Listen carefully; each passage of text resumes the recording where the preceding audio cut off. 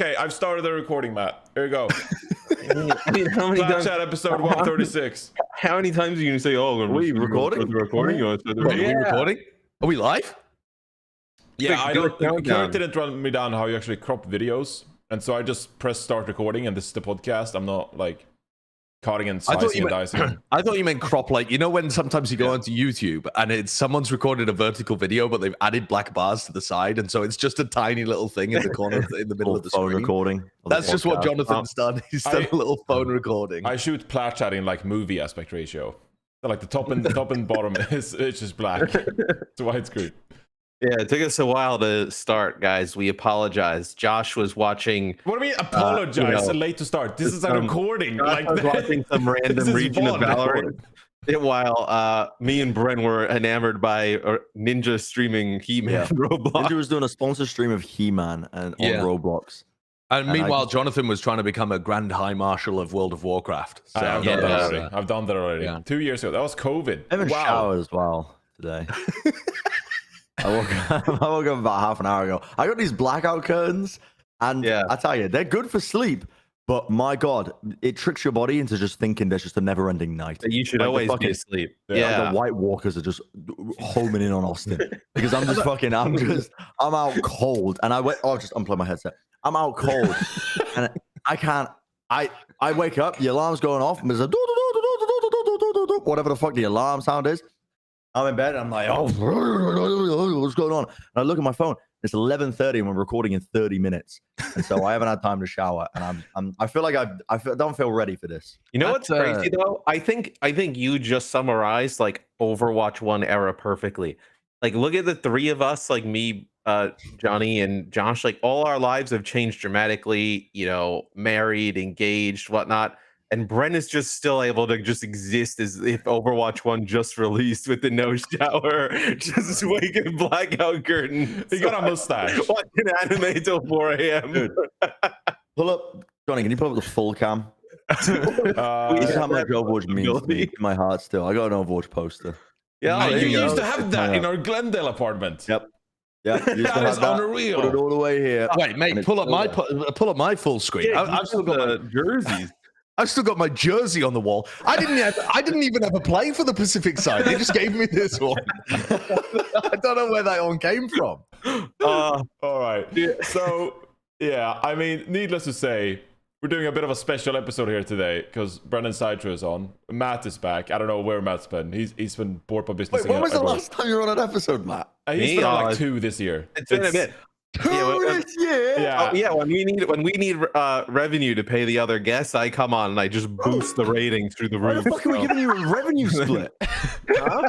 What the fuck are you doing on the show? I messaged Matt and I'm like, hey, do you want to be on the podcast? And he's like, it seems like you guys got a good thing going. I don't want to disturb. I'm just scrolling through, right? I'm scrolling through the thumbnails right now. When was the last time we had all 4 of us on? I can see one 7 months ago. Overwatch League Season 5 is coming soon. I see one 7 months ago. It might be when Echo got released or Ana got released. When Ana got released, the beginning of the game. At the beginning that was 2016. It's been a bit. So yeah, I mean, Overwatch 2 is releasing today. The episode is premiering on Tuesday, so today. And so we wanted to do a bit of a celebration, I suppose, of Overwatch 1, 6 versus 6, before it passes us away. If you actually care about this past week's matches and like power rankings, sorry, it's not happening. It's just not going to happen. Me and Bren could try. We could try. Why don't we get one from Bren and Josh? A little break. Go on, ask me and Bren a question. Ask me and Bren a question that you think everyone should know the answer to. And who do you think is the MVP? Who do you think is the MVP of this year? Oh, I already know this answer. I'm just going to say proper because I'm going to assume it stayed true from like the mid-season. All right. Yeah, Hardy is an MVP candidate, so you could vote for Hardy if you want. What? Yeah. Are you fucking capping? No, I'm not capping. I am 100% serious. What a redemption arc. I was working at the fucking content creator G4 thing with Josh, and I pulled up Owl because like it was starting up, and I think Johnny, you tweeted it. So I was pulling up watching it. I was watching London. and they're still playing the fucking rush comps. They're still playing the rush comps. It hasn't changed at all. You gotta go down swinging. Go down with what they're you know. literally still playing that shit. And I'm like, bro, I could fucking hop in tomorrow and it will be like I've never left. I can just start spitting and people will be like, oh yeah, he's just been following the game the entire time. No. I think if we did a serious episode, you would see that is not the case very quickly. People, I still, occasionally people come in and they're like, oh, why don't you come back to the Plat Chat Overwatch show? I'm like, you don't want me back. I don't know what the fuck is going on. Is we should work out some type of agreement where you guys come back and cast one match a year and you just come back for the toilet bowl. Whoever the two worst teams are at the end of the year, you guys come back in blind and just cast that one match. We'll make it a best of 7 or something, and we'll just bring back. I saw the Valiant won both of their games this week. Yeah, in APAC. It's not time. Toronto beat the Shock and lost to Vancouver. Yeah. I mean, I don't know what's going on. I don't know where would you even find the toilet bowl if the results are this wild. I mean, Paris would be a lock. Paris ended last season 8-8, and so far this year they're like 1-17. Yeah, it's not been good. What, Paris, New York is maybe the toilet bowl? I saw Mitch tweeting that picture that was if Flora and Yaki pop off at the same time, society looks like this. They almost beat the Gladiators yesterday, New York Excelsior. Came down to map 5. Yaki was better than Kevster. So, dude, the whole world flips upside down. And then they added a new character, Jungle Queen. I don't even know what she does. Oh, dude, that is out of the loop. That is bad. That is so out of the loop. I'm telling you, because the last time I followed this game was before we went flying off to Copenhagen and Turkey. Brent, you do know that they've announced and showcased another support hero, right? Yeah. I know what she does because I watched. She popped up on my TikTok for you page. It shows the power of viral marketing. Yeah. She popped up on my TikTok for you page, and it was like it was almost like I was on the front page of the fucking Overwatch subreddit because it was like, whoa, this combo is gonna be broken, and it was just ult with Zenyatta just firing orbs. Oh yeah. They were like, this is crazy, and I was like, okay, yeah, it looks cool. Josh, you're like this new the new hero. She's got a fox. She's a fox lady. What does that mean? You're a furry. She has a pet spirit fox, and her ultimate is she sends the fox off, and it gives like a boost. He prays to the fox spirit or something. I know what she does, and I know some of her lore, but I don't understand Bren's assertion that I would like her just because of that. Well, you're a support main, because you're a bit of a, No, I don't know. That's entirely the point of this conversation. Anyway, and you like foxes. Oh, right. Okay. 2 and 2 together. Right. Yeah. No, I probably would enjoy this. Except that I have no ability to play well, so I just end up fucking, I don't know, messing. You want to play it when the game releases? You streaming this hero would be incredible because her damage is like, you get boosted damage for hitting headshots. So the entire point is hitting never gonna hit a head damage for headshot. Never gonna hit a head. I'm gonna teleport to the player that's about to die on my team and just freeze again. I can feel it coming. She can teleport through walls. Do you know the abilities? She can teleport to any. I don't think there's a range on it, is there? There is a range, but it's pretty long, and it can go through walls. So you can TP through walls and just appear. Yeah. That's crazy. There you go. So if people wonder why Sideshow and Bren isn't on Plat Overwatch anymore, there's your answer. Now you know, all right? Maybe we can calm down with that. It's like, you guys hear Jungle Queen's coming out? I've been complaining that we're not on the episodes and we haven't been following you know what Jungle Queen looks like, right? Yeah, she's like Dommy Mommy. Yeah. Do you want to guess what her abilities are? What do you think she does? If you were designing a Dommy Mommy character can I pull her up or something? Actually, I can pull her up. Oh, yeah. If I was designing a character like that, her ultimate would be Thigh Crusher. I think that's what I would add. Sorry. Not exactly sure that's in her kit. No? I mean, no. Okay. I'm looking. Can you home in on one of the... Be careful as well how far you scroll with this one. I've known the Overwatch community for some time. Oh, don't worry. I got my sure. Who knows what you'll find. Don't worry about it. Okay. She looks like... Okay, she's got a shotgun. So did they steal Ash's coach gun and give it to her? What? Why would they put She's a tank, by the way. She's a tank. She's a tank. Okay. Oh, here's a hint. Oh, spinning. Okay, so she's. It looks like. Does she have a damage reflection? No, Not quite. I mean, what about if you didn't reflect, but you did something else with the damage? She swings down. Yeah. She sucks in the damage. No. Where would it go? No. I don't know. Okay, here's my idea for what she does. She sucks. Her ultimate is she spins her axe. She sucks in all the damage, and the more damage she sucks in, the more damage she gets to do. And then all of her abilities get powered. Is that a throwing knife? It is indeed. She got a Modern Warfare 2 throwing knife. Okay, and then a Okay, that's one shotgun on the ability. That's side. one ability. Good job, Bren. Good job, Bren. Yep. The shotgun on the side, and then yeah, I don't really know what else. I mean, I guess she's probably just hacking and slashing and shooting. I mean, yeah, hacking, slash, and shooting makes sense. What is that? All right, this is her ultimate. She charges in Bren with like a swinging axe or whatever. She gets lifesteal for all the damage she does, and then anti heals everybody that gets hit by it. That's ridiculous. Here it says in French. Why did you bring it up in French? That'll really help, Brad. Okay. What? Yeah. How long has she been in the game for? A while. How long's a Since while? 2 months at this point? Second beta. Yeah, the second beta. A full Okay, well, that stage. makes sense then why I don't She know. was 100% pick rate for a full stage. Yeah, it doesn't surprise me. Her ult gives anti-heal to people. Yeah. Yeah, It's that's very hard kind to of... build. It's harder to build than Graviton Surge, but it was pretty powerful because she had an ability where she gave movement speed and health to all her teammates. And so people would just spam that ability and essentially speed around with health. So That ability's nerfed now. yeah, it was called Jotes. The meta was It's called called Jotes. Jotes! Jotes, yes. You're Jungle fucking Queen. pulling my leg! No, it was called Jotes. Younger Queen Goats. Overwatch Jotes. community get some new material. Holy fuck! Bro, you can't just call everything goats. They 5 stacks spread around the map and just bumped heads Yeah. with axes. I mean, I can see why people would call it goats because I immediately just thought, wow, that sounds like you could build goats in 5v5. Anyway, If we were playing the May Reaper Beyblade meta back in the day, people would have just called it Reaper Goats. People would have lost any kind of new name for every composition. I just saw a tweet come by from the Shock that just kind of threw me off a bit. Has Striker left the team? No, Okay.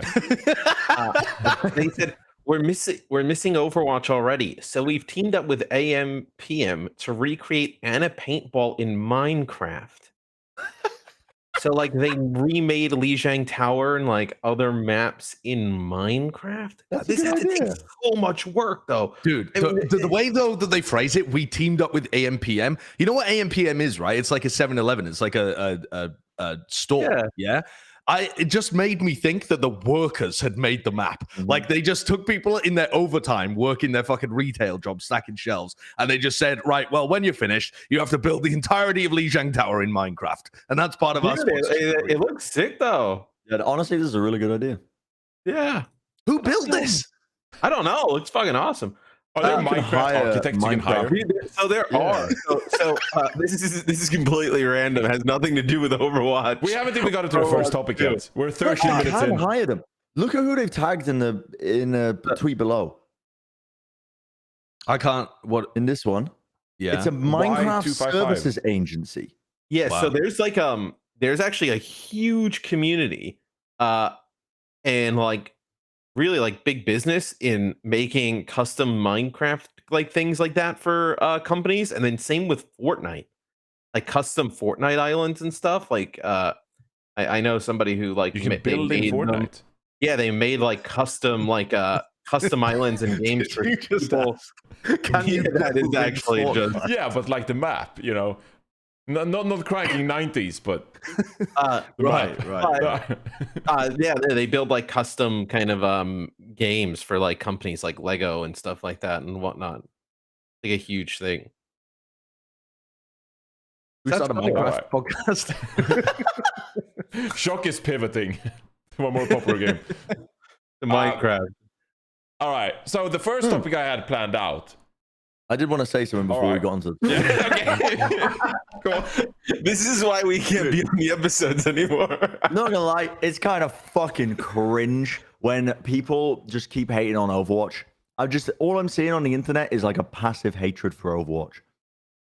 But you know what though? It's almost coming like it's oddly like with the last like few days with everybody kind of sharing like how much like Overwatch impacted them as like creators or work or whatever.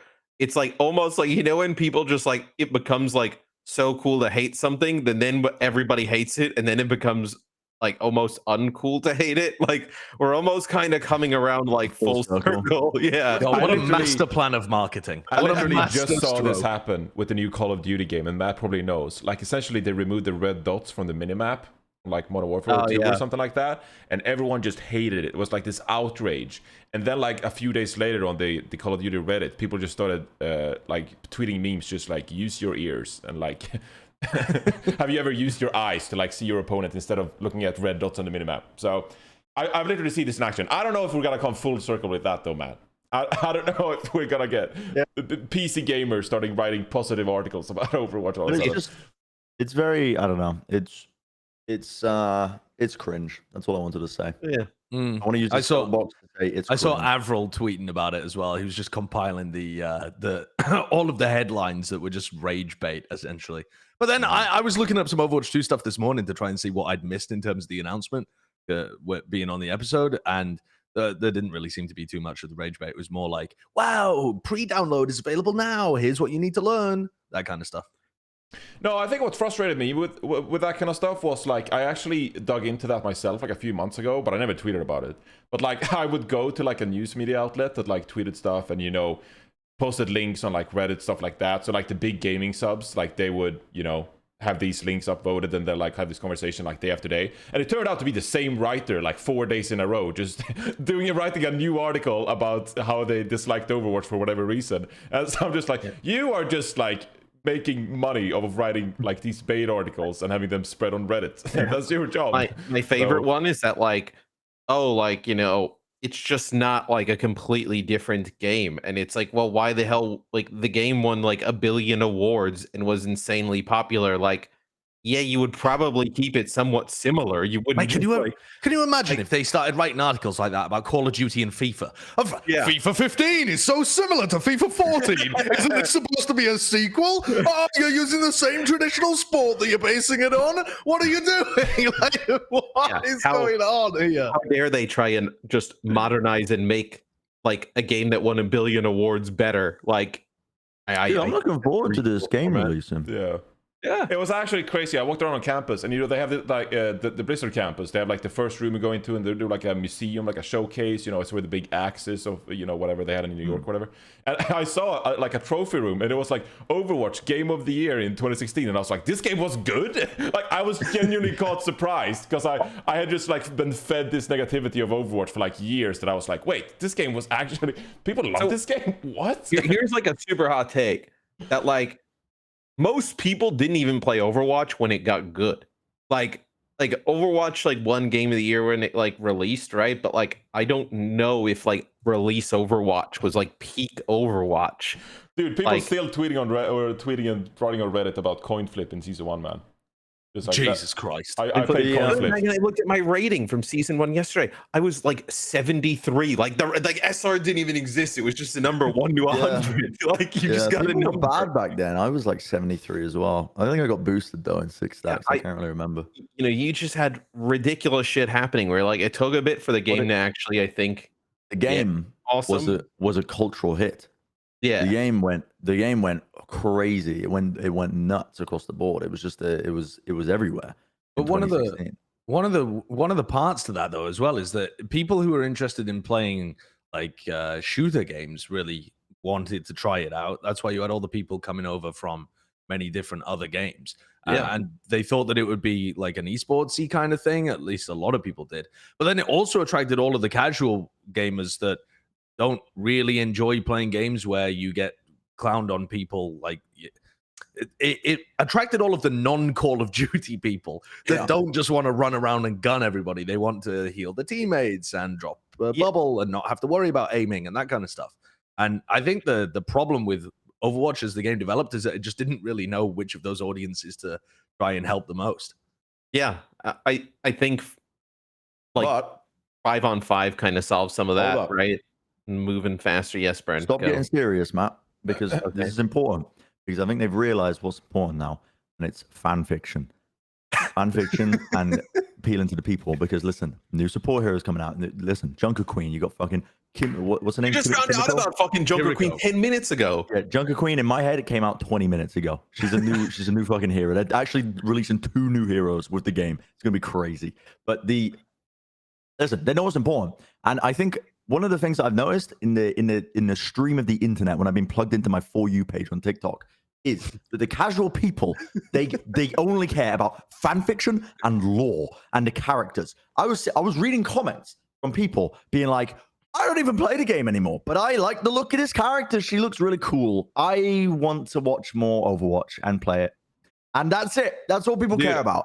And if you create cool characters and create a cool world, and listen, dude, fucking put some money together. I'll get you a crack team of writers. Let's make a little fucking Netflix show or something about Overwatch. And listen, we'll get that shit back on the map. I'm telling you right now. I also think we talked about it fucking ages ago. Yeah, I think All Over the Place is a good title for this section. Like, how much like free to play is going to impact shit too? Because those people like they like these characters or whatever. Yeah, we can keep going while you get some tea. But like all those people, like it's free to play on PC consoles, right? Like it's gonna be fucking cool. I think actually that's the right move as well. As much as it hurts me as like a competitive person and who works on the Overwatch League, I think you just like gotta lean into that as well. Another change. Oh my god, we're all over the place here. Another change that like aids this. We talked about this a couple of episodes ago. Is like how they're changing the hero design philosophy from being less like this hero counters that hero and less like less forced to swap. They're actually going to make the heroes more powerful and like versatile in that regard. So you're not forced to swap hero all the time if you have a bad matchup against the enemy team and stuff like that. So you're usually just like encouraged to play your favorite heroes and their design and not have to worry that much about what matchup you're facing on the enemy team. So they're really just leaning into the one trick and like, I love this character, I want to play this character without feeling shit. That is one of the things that was at odds with their design philosophy for Overwatch as well, right? The idea that they wanted counterpicking to be a thing in the whole game, but people just can you hear my kettle going off? Yeah, a little bit. Yeah, but people just one tricked anyway. Like, and it would actually ruin games. Everybody can remember, like, well, I'm looking back fondly at some of the stuff in Overwatch 1, but one of the things that I hated the fucking most was like you get into a game, you're playing tank, you've been queuing up, you get an insta-queue because it's back when nobody wanted to play tank, and then fucking you get in and your 2 DPS just refuse to play something to like counter a Pharah, or like just refuse to play something that just counters something that's so obviously ruining your team. This is one of the things. This is one of the things that gets most misplaced when you look at these articles that are like, oh, I really don't like the vision looking forwards for Overwatch 2. Everybody who writes articles like that has rose-tinted glasses looking back on their experiences in Overwatch 1. Yeah. They're like, this new game doesn't really seem to capture the magic of everybody working together like it was in all of my Overwatch 1 games. Like, fuck off. My favorite is fucking Tank Synergy. Bozo. What fucking game were they playing, fam? Do you remember? No roll lock, fucking triple DPS, sometimes quad DPS, and these motherfuckers, what the fuck are they talking about? Sunshines and Rainbows. They're playing a different game. They're thinking about when they got invited to the closed beta and they were playing with fucking Blizzard employees. They're not playing the fucking game. Yeah, I mean, my favorite's the Tank Synergy, and it's like I played a bunch of games last night, and it was like Roadhog, Sigma. Yeah, I can count on my fucking hand the amount of games I've had with Tank Synergy. Diva Zarya, and I'm like, saying, oh, okay, listen, I'm gonna miss the Ryan Zarya, the fucking listen. I'm not gonna miss Double Shield. Double Shield can fuck off. But listen, the Tank Synergy, cool concept, but in ranked, bro. Oh, I'll tell you now, as somebody who played a fuck ton of tank for like the last few tens of seasons that I ended up playing of Overwatch ranked, Tank Synergy just wasn't a fucking thing from like the gulf gap of bronze to masters and even grandmasters at time. Tank, what's crazy though is Tank and Overwatch 2 like might actually be my favorite role, like not even a meme. Like really? Yeah, like just because they all feel pretty strong across the board outside of like your selective Roadhog throw, but they all feel strong. They all feel in Overwatch 1 where you play tank and sometimes you'd like get into like what you thought was going to be a brawl and you just like disintegrated within seconds via the damage. It's not as bad anymore, And I'm sure it won't be as bad, like, once they kind of like calibrate everybody's SR and everybody's kind of like wandering around in whatever new rank system. I think the point that Jonathan brought up as well in terms of changing the design philosophy of their hero builds is really important too, because if you try and if you continue a design philosophy where there's supposed to be really heavy counter picks involved, but some people have like their heroes stuck behind the battle pass, or they don't want to pay for them or whatever. And then other people have also, they just decided that I need to grind, and therefore I've got a challenge to play Reinhardt and keep my shield up all game. Like if you just have hard counter picking metas, there are different pressures to just fuck around in the game coming up as well. It's the same kind of thing. It's still going to be a somewhat casual, frustrating experience, but that's just every multiplayer game, guys. That's every multiplayer game. I remember in early 2016, I was actually writing something about this, but I'll probably never finish it, so who cares? But I was actually, it's crazy how we just talked about this as well, because I remembered like all the rule changes that took place in Overwatch over the course of history. So like Rollock is obviously one of them. But also I remember in like early 2016, like Nate Nancer came into one of our like pro discords or whatever. There was this like big discord for all the, serious competitive people. And he literally was like, guys, payload maps, it can't be like the fastest wins. This game mode sucks. Like, we need to figure out how to actually make payload maps work. Because if you remember like early Ghost of Gamer Cups, the way to win payload maps was literally to finish the map fastest. And so the second attacking team would run into these weird moments where there's like you're a second point and you're like, do they have time to finish the map faster, or have they lost? And like you got CP and it's like, I think it's probably over, but they haven't called GG, so I don't know. And then we invented Time Bank, and so like it's crazy how we reiterated on Overwatch for so long, for like literally 7 years now. We reiterated and changed the rules and how to play this game, what's good for the game, what's bad for the game. Overwatch 2 is going to be like the culmination of all improvement from Overwatch 1 over time, and I just pray to God that we're finally it, and like we're not having an existential crisis a year from now, like holy fuck, why did we go to 5 versus 5 or whatever. Do you remember when come on, at some point, like we are who we are. Do you remember when Gibraltar, the first cap point, was underneath the tunnel? Like it was in the middle of the tunnel where the mega health pack was, and like it had a point A, B, C, and then I think D, right? Because there was still that A checkpoint before that gate. And then there was like we've come a bit. I mean, you can think about, I was trying to think of like where was each hero the strongest within Overwatch 1? Like at what version of each hero is just the most ridiculous version of themselves? There's 35 heroes or something, isn't that? I mean, that's a long thought experiment. I mean, Roadhog 1.0 was mental. My favorite, I think, though, was when Bastion could heal himself through like everybody's ultimate for like a few days. He had the ironclad damage reduction or whatever. He'd be like a death blossom next to me. He'd be like, burr, burr, burr, burr, just like. Listen, I love the Overwatch service, but holy moly, we went through some growing pains.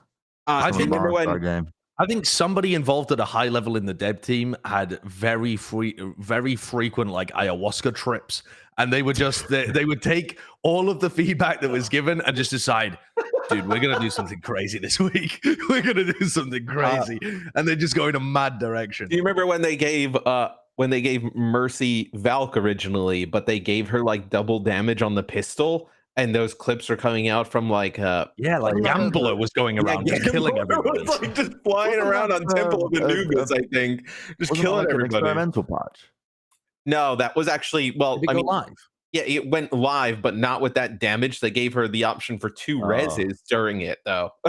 She got like the res cooldown was reduced, or she got a second res during it. I mean, that was kind of wild. Remember in the beta, Brig released? Discord could go through walls and it was just like infinite. Bro, Brig. Yeah. When they showed us, I remember going to the Blizzard offices, and I remember we went to Team 4 Studio and we were watching Brig get released, and I'm sat there and I'm watching, I'm looking at the abilities, and I'm like, she's fucking crazy. Like, this character's ridiculous. I remember that map actually. We were like 12 people and we sorted into 2 teams, and we first point held you guys on like Blizzard World. Yeah. Do you remember we just stacked health because we were like, her rally armor was permanent. Sim had a shield generator, so we played Roadhog, Sim, Torb, I think it was Brig. me. Yeah, I think it was like me. We're me, you, and Johnny on the same team. We tried to buff up a Roadhog to like 1,000 health. Yeah, and we buffed up the Roadhog for 1,000 health, and they could not die. It was like, what, bro? I mean, it was crazy, absolutely wild. But I understand the philosophy of releasing something broken and then toning down. It's much easier to balance from top to down direction if you're trying to like tone down a hero. That's like just as common across a lot of games. We haven't. I don't think it's ever been brought up, but that Brig alone brought Mickey like his second renaissance in stage 4 of 2018. He would have been perma-bench, but instead Dallas Fuel had a nice 2018 moment because Brig was released and no one realized Stage it was 4 good. 2018. And she I could remember just on bash Hanamura. through the Reinhardt shield, so poor Reinhardt would just stand there and get bashed and shattered. It was stage 4 2018. Yeah. It was Yeah, it was right leading before into playoff. 2019. It ruined Dallas Fuel's 2019 season because they had a good stage 4 and they thought that they could keep the roster. Yeah, because Brig was broken and they were the only team playing it. Yeah. That's so funny. Yeah, I have a distinct memory of just Hanamura. They played Hanamura at some point, and it was like the awakening moment because Mickey was dominating. And I just remember us on the desk, and it was like, holy shit, we have not had a storyline to latch onto with Dallas in years. We're Dude, latching time was onto this back. one. Time was back. Time was back. Mickey's back. Time was to Mickey's save your back. week. We're just going fucking crazy over it. What we've had Scatter Arrow. Remember Scatter Arrow? That was a thing. Yep. One-shotting Winston's. Scatter. I mean, that was just like I was watching the Nostalgia Watch 3 video that got put together, and in it is just the classic XQC clip where he's playing Orisa against the Scatter Arrow Hanzo, and he just can't fucking kill the Hanzo, and the Hanzo just literally walks up to him and just kills him in one shot with the Scatter Arrow. you didn't even aim the Scatter Arrow at the player. You just aimed at the floor. Yeah. It just aims it at the floor, and he just breaks a keyboard. XQC's clip where he got stunned, hooked, slapped, all that shit while he's playing King's Row is a legendary Overwatch moment as well. That's the kind of thing, right? Where when people talk about how bad the state of the game is, or it's going in the wrong direction or whatever, I'm like, yeah, we'll teleport you back there then. We'll teleport you back there. Go play that.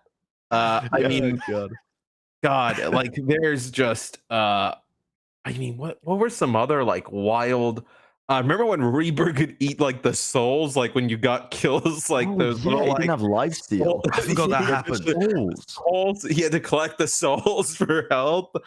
God, Genji's dash had a bleed on it. What? No, it did. Very early. Very early. Yeah, really 50 early. damage bleed, yeah. Yeah. What the fuck?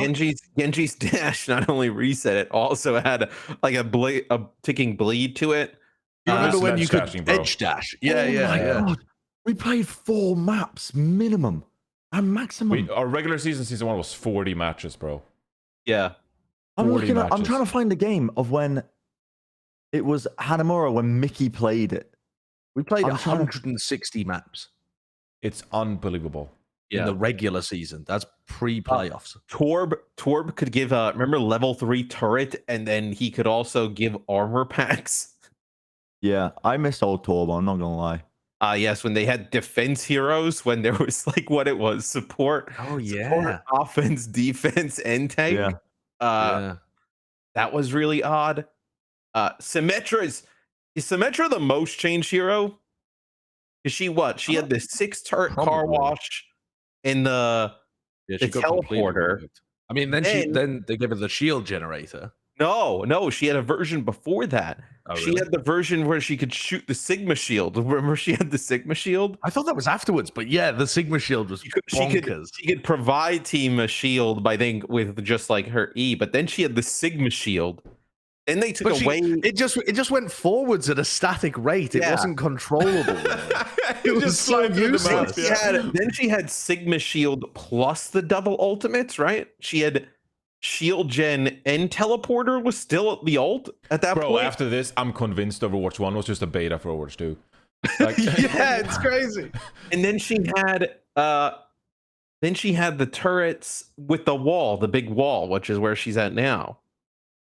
Does she have? Yeah, no, and I obviously no shielding capability anymore. But no. Dude, God, I'm I mean, I'm still trying to find the Mickey Brigitte. It was definitely stage 4 Hanamura. Yeah, I remember stage that. 4, yeah. oh, you know what was I mean awesome? the stage playoffs. Competitive season 1 on release. Cassidy Fan the Hammer, where you could just one clip a Reinhardt with Fan the Hammer. You just roll up to a Reinhardt and just Fan the Hammer, and That was actually just murder him. Oh my god. Diva had she had no micro rockets on release, right? She had no E ability, No. like she just had nothing. Like, Well, they changed the way the defense matrix worked a ton of times. All right, what you found, Brad? Seagull is playing. I found it. Where do you want this? Oh, where do you want this video? Yeah, I don't know. Probably whatever. Yeah, Seagull's playing Diva. I'll DM you it. Oh, Can you actually man. bring it up? Have you got the power to bring? Actually, why don't I just bring it up? Can you go full? No, Can you go- I'll just do it myself. Okay, I've got it for you. I sent it to you. I found it. This took so long to find. Dallas just broke Philly's 11-map win streak. Oh, they're This playing is against. Mickey playing the OG, Brig. Seagull, Mickey, Taimu, Unko, Harry Hook. Against the Sado Hotba Boombox. why do I feel like Arisa had like a major change? Did she have a different ultimate at one time? No, right? No, I think she's always had the drums. She's always had the bongo. I think Yeah. so. Yeah, from what I can remember. Where's the part where Mickey? Oh, I mean, Mickey. Yeah, It's Mickey's just- kind of dominating. It was They're just literally playing goats with we Widow, were bro. playing Brig. No one else was playing Brig for some reason in stage 4. Like no one was, had like, caught on to it. unkill- You know the strangest part about this as well. The Widow doesn't even have very good sightlines here. Why is the Widow the pick? I Dude, mean, the 'cause teams you've got a in sightline gameplay over to the Because you point. gotta go for it. You gotta hunt her. It's like a guess, sentry, You you should just know? play alone. It's actually insane how much better the gameplay has gotten. I feel like with this comp, you have a death ball, and then you have the Widowmaker playing alone, which they have to What's he got then. his shield up for? He's standing dude. behind another Look shield at with his that shield. flail, man. The whip shot, and no one is dying. Just no one is there. How did no one work this out? How was Dallas Fuel the first team to work this out when they saw this hero? It's insane to me. Taimu just got a 3K headshot. They were so close to goats. They actually almost Yeah. figured it out.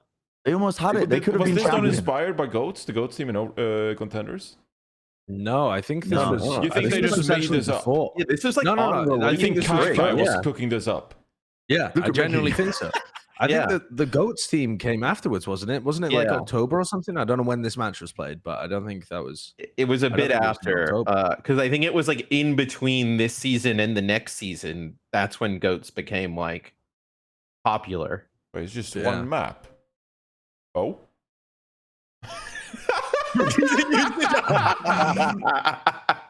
Wow. Frigate the user Oh, stage this 4. is when we Dallas took a is- break in Dallas between Fuel. halves in 2CP in early owl. Do you remember this?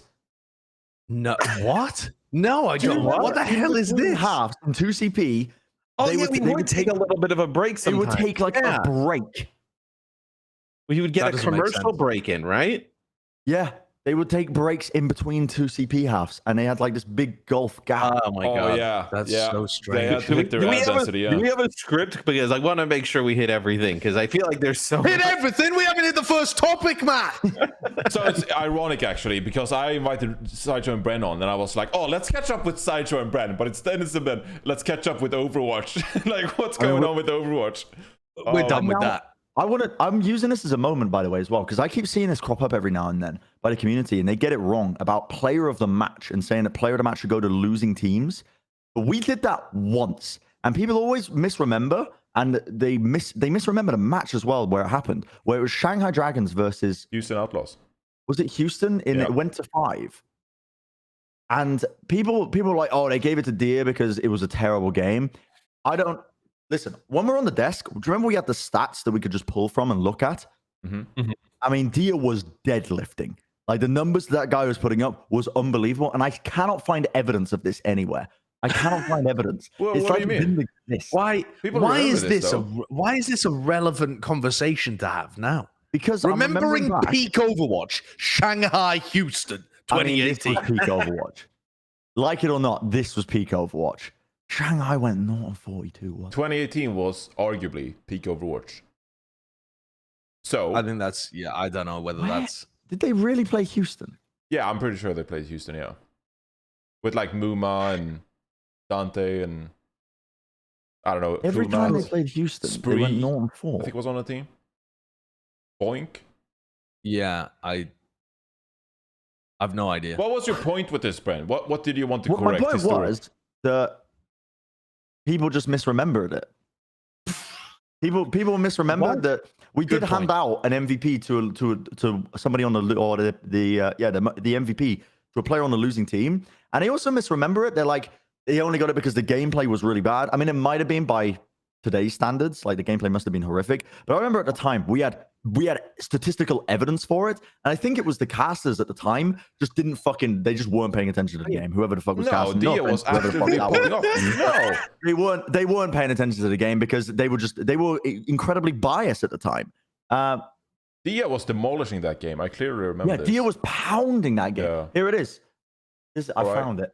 Send me another link, Bren. What do we want to pull here? What is the goal of this? I don't know whether there is a goal of this. We're all over Bren the is place. correcting Bugbear history for here. Bren. I'm Correcting history. I'm having an ADHD moment. Oh my god, I'm wearing a fucking Shanghai Dragons hat on the desk. The casters for this game were very biased. They weren't paying attention to the game at all. Meanwhile, Bren wearing a Shanghai Dragons hat. Dia lost. We'll give him the MVP. I love how Bren is surprised.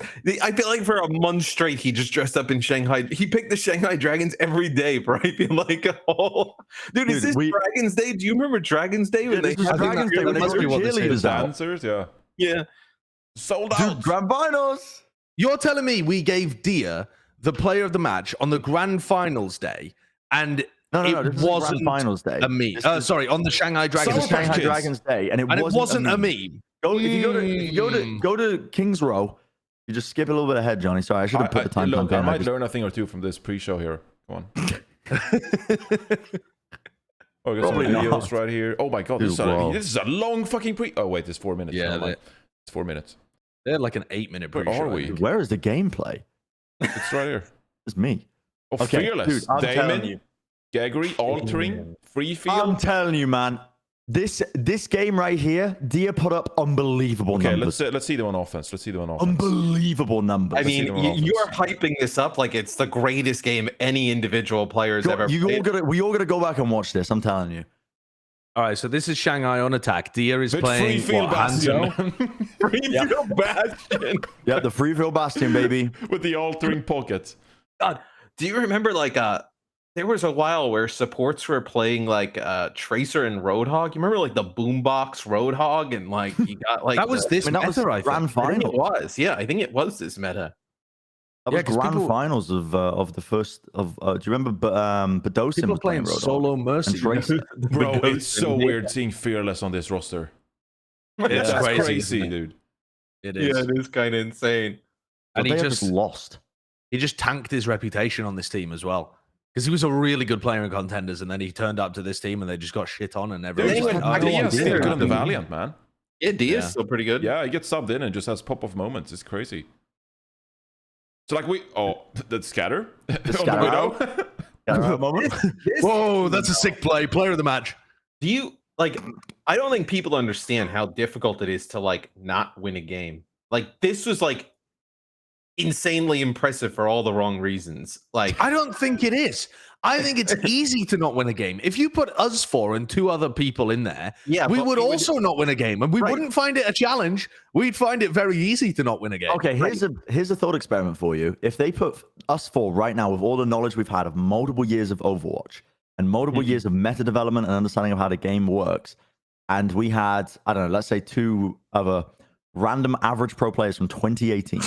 Do you think we would get a win before Shanghai? No, we wouldn't. I think we would. I think we would. No, we wouldn't. You don't think we would have been You don't able to think just we play- would? You don't think we would? You're crazy. No, I think Bren is correct. I think because he said we have the meta knowledge, right? Meta knowledge and meta development and gameplay development. Yes, the meta knowledge. And know what? we could play I have no skill. We could have played goats. We would have just ran at people. Yeah. You've seen us playing goats in the talent takedowns? We It was fucking pounded. Disgusting. No, we didn't. What, bro? When it was me and I can't remember what year it was, what era of this was, but it was when we were on the Jake team, bro. The goats we were pounding. Oh, that was Goat. 2020. On Jake's team. You had literally, I want this to be recorded in history. You guys that year literally ruined Talent Takedown. It's never been the same. It's never been the same since that year where you guys brought in Jake and you try-harded the fuck out of the Talent Takedown. No talent members around the Overwatch League have been scarred from that moment. I don't want to play anymore. I liked when people like were trying in the Talent Takedown. Then it became cool not to try. Dude, Matt, do you remember when I beat your ass on stage as Widowmaker and you thought I was fucking taking stimulants? No. Wait, what? Don't bring up the Talent Takedown board.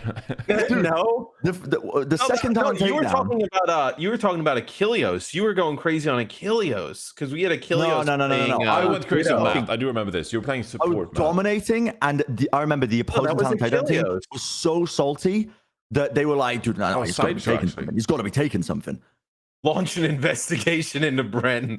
I remember it. No, you were dunking on Seth because Seth was playing the Widow. I was dunking on everybody. Yeah, I do remember that Pocket was like selling G Fuel like backstage before the games. Yep, we were pounding G Fuel. Listen, I'm not gonna lie. I just watched half of Kings Row and didn't see a single thing that would justify having Dia player of the match. Okay, was it this? Not game? a single thing. Dia got 2 scatters and a dragon kill.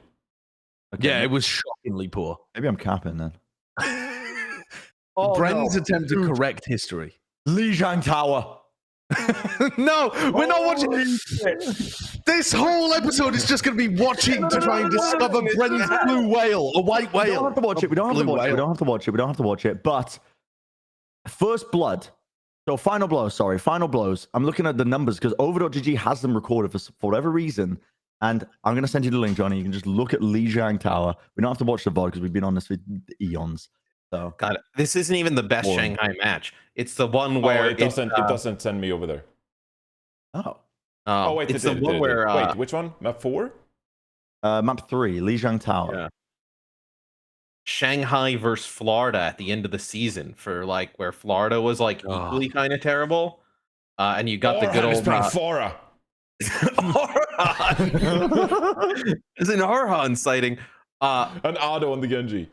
When it was like awesome, when Florida got like awesome guy, Saya player, and they got somebody else, and it was like this battle of like Tavik versus Dia in Game 5. It was like the most absurd thing. Dude, Dia on Lijiang Tower against the Houston Outlaws. He had 22 final blows. The next highest on his team, 7. I don't have 7. Okay, I can understand that. Otto, I feel like he could have had a better career. He ended up on. Dude, Otto got done dirty, actually. Yeah. Otto did get done dirty. Matt, I want to shout some names out to you and see if you remember them. All right. Before this episode began, I thought, okay, if we're going to be remembering Overwatch 1, we should find some throwback names, some throwback names. Okay. Do you remember Snow? Snow. He was a support for Boston, right? Okay. All right. What about Maniton? Maniton. He was the off tank for Florida. Yeah. All right. Okay. Do you recall who the backup? I'm going to do it like this, where you have to name the name. Actually, do you remember who the backup flex support was? Yeah, you did. Yeah, it's fine. Backup flex support for who? The backup flex support for the Philadelphia Fusion season 1. Oh God! Oh, what they had? Wait. What was the question? This is for Matt because we're testing his memory. Who was the backup flex support for Philadelphia Fusion season 1? I'm trying to think of their roster. They had like, dude, I know this. In Neptuno, they had Boombox. They had Elk didn't play part of that season. I think that was the. I know Joe Meister was main support. Yeah, Joe Meister was the backup main support. Dayfly. Yeah. Oh my days! All right, who is one of the winningest players ever who only ever played on the bench for most of the Overwatch League? What? There's like 3 people. Okay, he played for London Spitfire, Vancouver Titans, mostly on the bench. Oh, I know. Rig? Rig, yeah. Oh, yeah, all right. I thought we were going to get a woo y'all there for a second. Okay, do you remember Persia? No. He was I don't remember Persia. Yeah, he was a support player. Wasn't he on Boston? Yeah, he was another Yeah. Boston support player. Yeah, he's a Boston support. Yeah, I remember. All right, tell me what role and what team Enlea played for. Boston and Uprising. he was an Atlanta Reign DPS player. Right. Yes, he was. You guys are making this shit up. Yeah. You guys are making up names. Was he a Tracer player? He was like a hit scan. He played like Widowmaker and like long range stuff like that. Okay, Alamon. Come on. Alemão, the Brazilian Lucio guy. I thought it was pronounced Alamon. Was it? no, Maybe I I'm can't wrong. remember. No, he was a Brazilian main support. Is it? We're still talking Overwatch, yeah? Yeah, this is still Overwatch, Bren. And this is Overwatch League as well. This isn't even tier 2 players. There's one. Yeah, exactly. It's Boston. Yeah. It's always Boston, man. All right, what about this one? I swear people are not going to remember this one. DPI. Oh, Florida Mayhem. He was a Roto player. Yes. Yeah, it was Florida. It was the same season that Florida Mayhem brought in Karayan and Gargoyle. Yeah, they brought in WGS or something in contenders. Yeah. Dude, we've had some people come through the league. Where are you pulling this up from? I just went through Wikipedia and looked at the players that I thought you guys would remember the least, because some of these players I can barely remember them playing. Yeah. And for example, one of the players that always to me had one of the funniest names, and I think they did karaoke at some point in Apex, for one of those. You know how Apex used to have they Quartermain. Oh yeah. Quartermain played main support for the London Spitfire. Yeah. And what year? Dude, 2018, 2019. Wait. You gave player of the match to this Widowmaker. Yeah. Yep. Yeah, I did. Where's the fucking peel? Where's peeling, the bro. peel? They are peeling so hard. He stood out in the middle of the open. God, yeah, Josh, dude, there are some players that have come through that have been. I'm surprised I remember some of those. All right, what about Guard? Guard, Sombra player. Sombra player for London, Sombra, yeah. That's on Element Mystic, right? And he came in because Birdring didn't want to play anymore. What are your brains storing if you're keeping this information? What do you mean? Like how do you have space for like day-to-day life? I haven't touched any other game in like 7 years. I don't know. You just removed it. You just did like hardware storage for. I don't remember Valorant. what I did 2 weeks ago. God, I remember Swoosh. He had awesome like pre-game walkouts. Not the best in game, but he had awesome pre-game walkouts. I remember Roar. When the Gladiators got Roar and everybody was super excited. And then, all right, who was the backup main tank for Roar in 2019? There's a question for you. They didn't keep Remix, did they? No. What, on Gladiators? Yeah, on Gladiators. Was it Fisher? I don't think no. Fisher. I mean, they had Fisher. They had Fisher at some point, but I don't think he overlapped with Roar. Yeah. LA Gladiators backup main tank in 2019. LA Gladiators backup main tank when they weren't playing Raw. Who did they play? And it was not iRemix. No, it wasn't iRemix. I would never have remembered this player, by the way. He was, from what I can recall, he was a hot commodity in contenders before he moved up. This guy boomed me. Yeah, this guy boomed me once, and he lived on that in my head for like 2 years.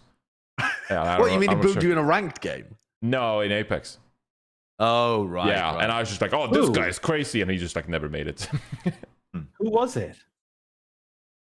It was Panker. Hank! Oh my fucking day. Dude, look at Bren. It's like he's had a spiritual experience. Here's another one. You will never, at least I would never remember this one. Backup main tank for Gesture on the first season of London Spitfire, and then was the backup main tank afterwards for Bumper. Oh, he played in the finals, didn't he? He played in the finals for Vancouver because they like got rid of Bumper like the last. Yeah, I think he did. Yes. A? To begin with A, like you're a fucking psychic trying to get stuff from me. I'm thinking of someone. Oh, do you have a family member named starts with A? He did play in the finals.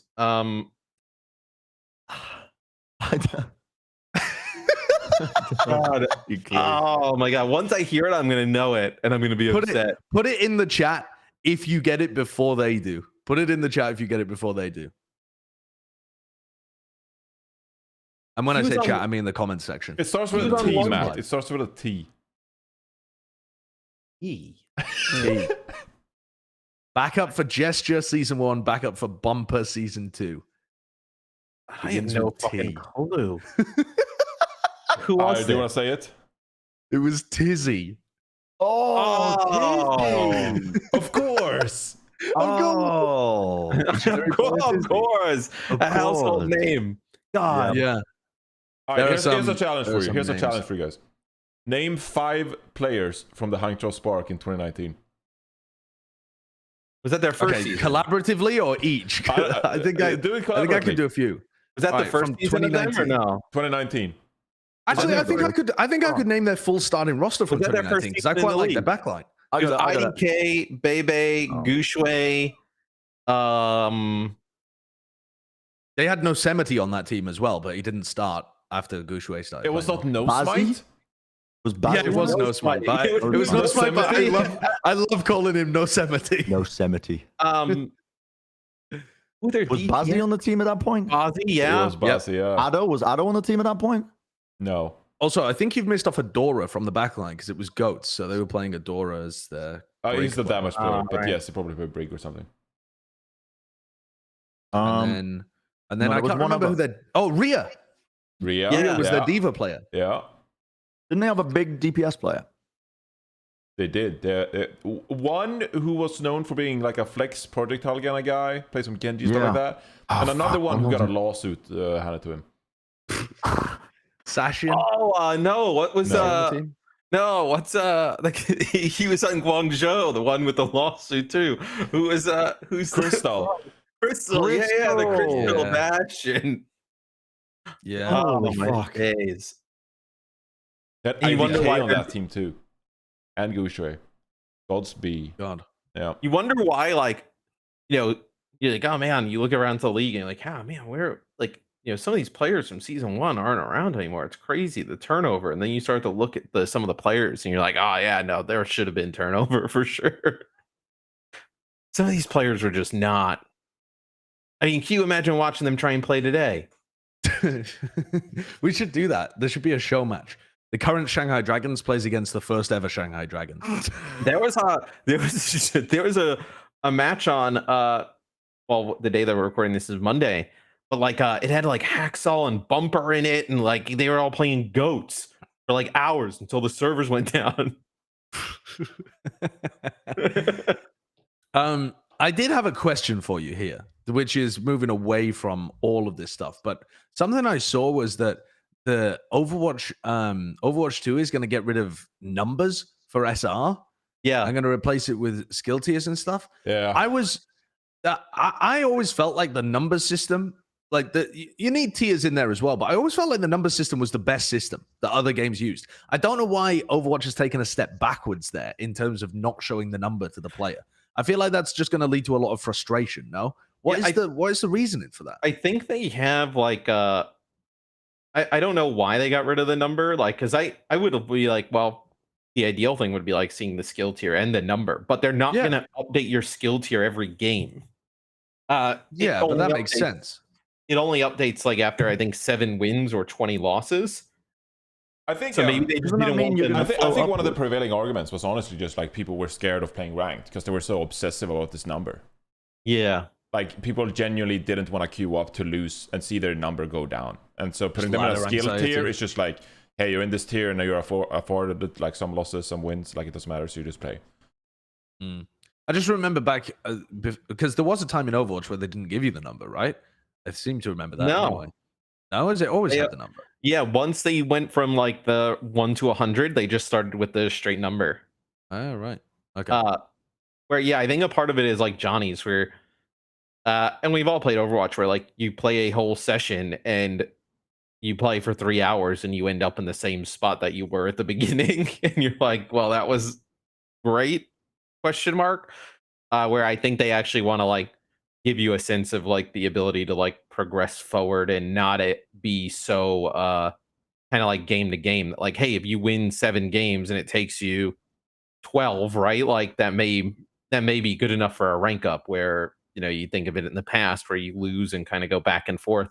Who knows if you actually even make it to playing those like 14 games or whatever it is, right? I imagine they're not going to change the back end systems of how they work out and calculate somebody's all games, right? They have like a numerical system, right? Yeah, like even they have a Valorant has system like where they a assign you a value of where they think you are, but what they actually show you as your numerical value, what they actually show you, like the thing that they display. Valorant show you a number, or does it just show you the? It shows you a number, yeah, but it's different because again, it's like if your hidden MMR is higher than what your than what the display badge is, your icon, you'll gain a fuck ton for wins. And the same concept applied in Overwatch, in the Overwatch 1 rank system. Yeah, if you decayed after a while, your hidden MMR would still stay at Grandmaster. Like you would be diamond ranked. The displayed rank. They put out a blog where they're gonna there's gonna be like way more aggressive decay, I think, and then you're gonna start like lower than what you typically would. And I think I'm gonna get stuck in bronze when I play. But does this? I'm just gonna get stuck. Does this help with people playing more ranked now? Because that's what we're talking I'd assume so. Yeah. They're really trying to alter, I think, the psychological experience of playing ranked. So like, first of all, not focusing on the number, like the pure number, but also they're removing to see your like teammates SR or like skill level or something like that, like when you load into the game. Yeah. Because they reference that like some people, especially in higher ranks, they would just straight up like give up before the match even started because they were like, oh, I got screwed by the matchmaker. Like they have like 3 grandmasters and we only have 1 grandmaster, and so we lost the game. And so like they're doing a bunch of that stuff to just like psychologically take the toll out of the I think that's a good idea. I think that's a very good idea. It just invites focusing on the lowest ranked player and shitting on them. And they got rid of like any systems about stream sniping. They got rid of the profile borders too, so you can't be like, look at this silver border fucking player, whatever the fuck, like that type of stuff. I don't know if they've done any nothing about stream sniping. I don't know. I don't think I've like seen anything on that. I did see that they actually they changed quick play. That like there's 2 versions of quick play. There's like the classic quick play, and then there's like an unrated version where you actually play like with the competitive rules. So it's competitive rules but unranked. So you actually play both sides and whatnot for quick play, where maybe that gives people a better kind of like a road to ranked. Where your quick play, like I've been playing quick play the last few days, and it is like it is not the same game. It is just not. It is funny because like it's really obvious that they're trying to make the game experience more casual in that regard. Like I think Overwatch, the perception to a lot of people was like, oh, if you're committing to a game of Overwatch, like you have to sort of like try.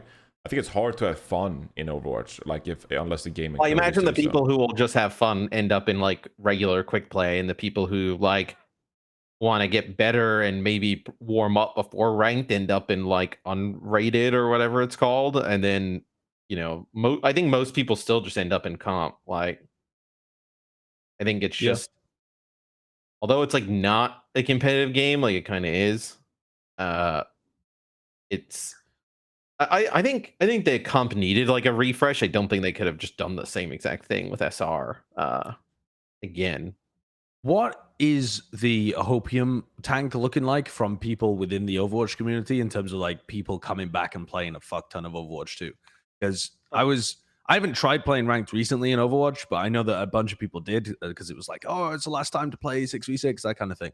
And prior to the gold rush at the end, apparently the queue times are still really difficult, etc. Like same. I think for comp right now, the queue times are probably pretty difficult. Like I don't think anybody was think like right now the queue times would be impossible. Oh yeah. Right now, yes. I played some ranked like the past couple of weeks, and it was honestly just like awful. Like no one cared. Everyone was like, "This game is like it's gonna be over in 2 weeks." No one give a shit. There was like Gator playing Cassidy, got like getting pocketed by Mercy. It was like we're just running. That's why I was playing quick play.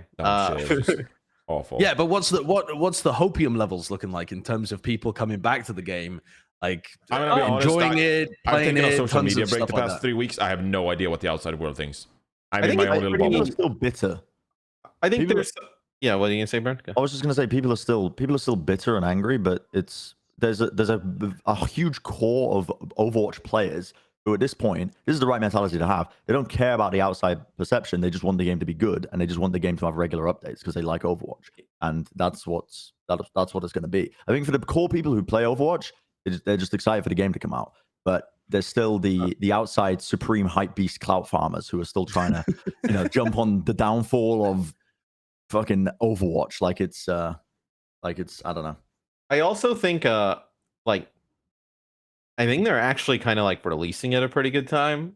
Like people are like looking for things to play, like streamers and whatnot. That like, what worst case they play for a day or two, and like maybe they stick, maybe not. Like I think I've heard Ninja's playing He-Man Defender of the Universe, so I think all the kids might end up playing that. So. Yeah, but like it's free to play. There's going to be a ton of people who probably never even played Overwatch 1, right? Like I actually I'm currently playing a game of Madden while we do this. And the entire like PlayStation like store and like whatnot is like all taken over with like Overwatch stuff.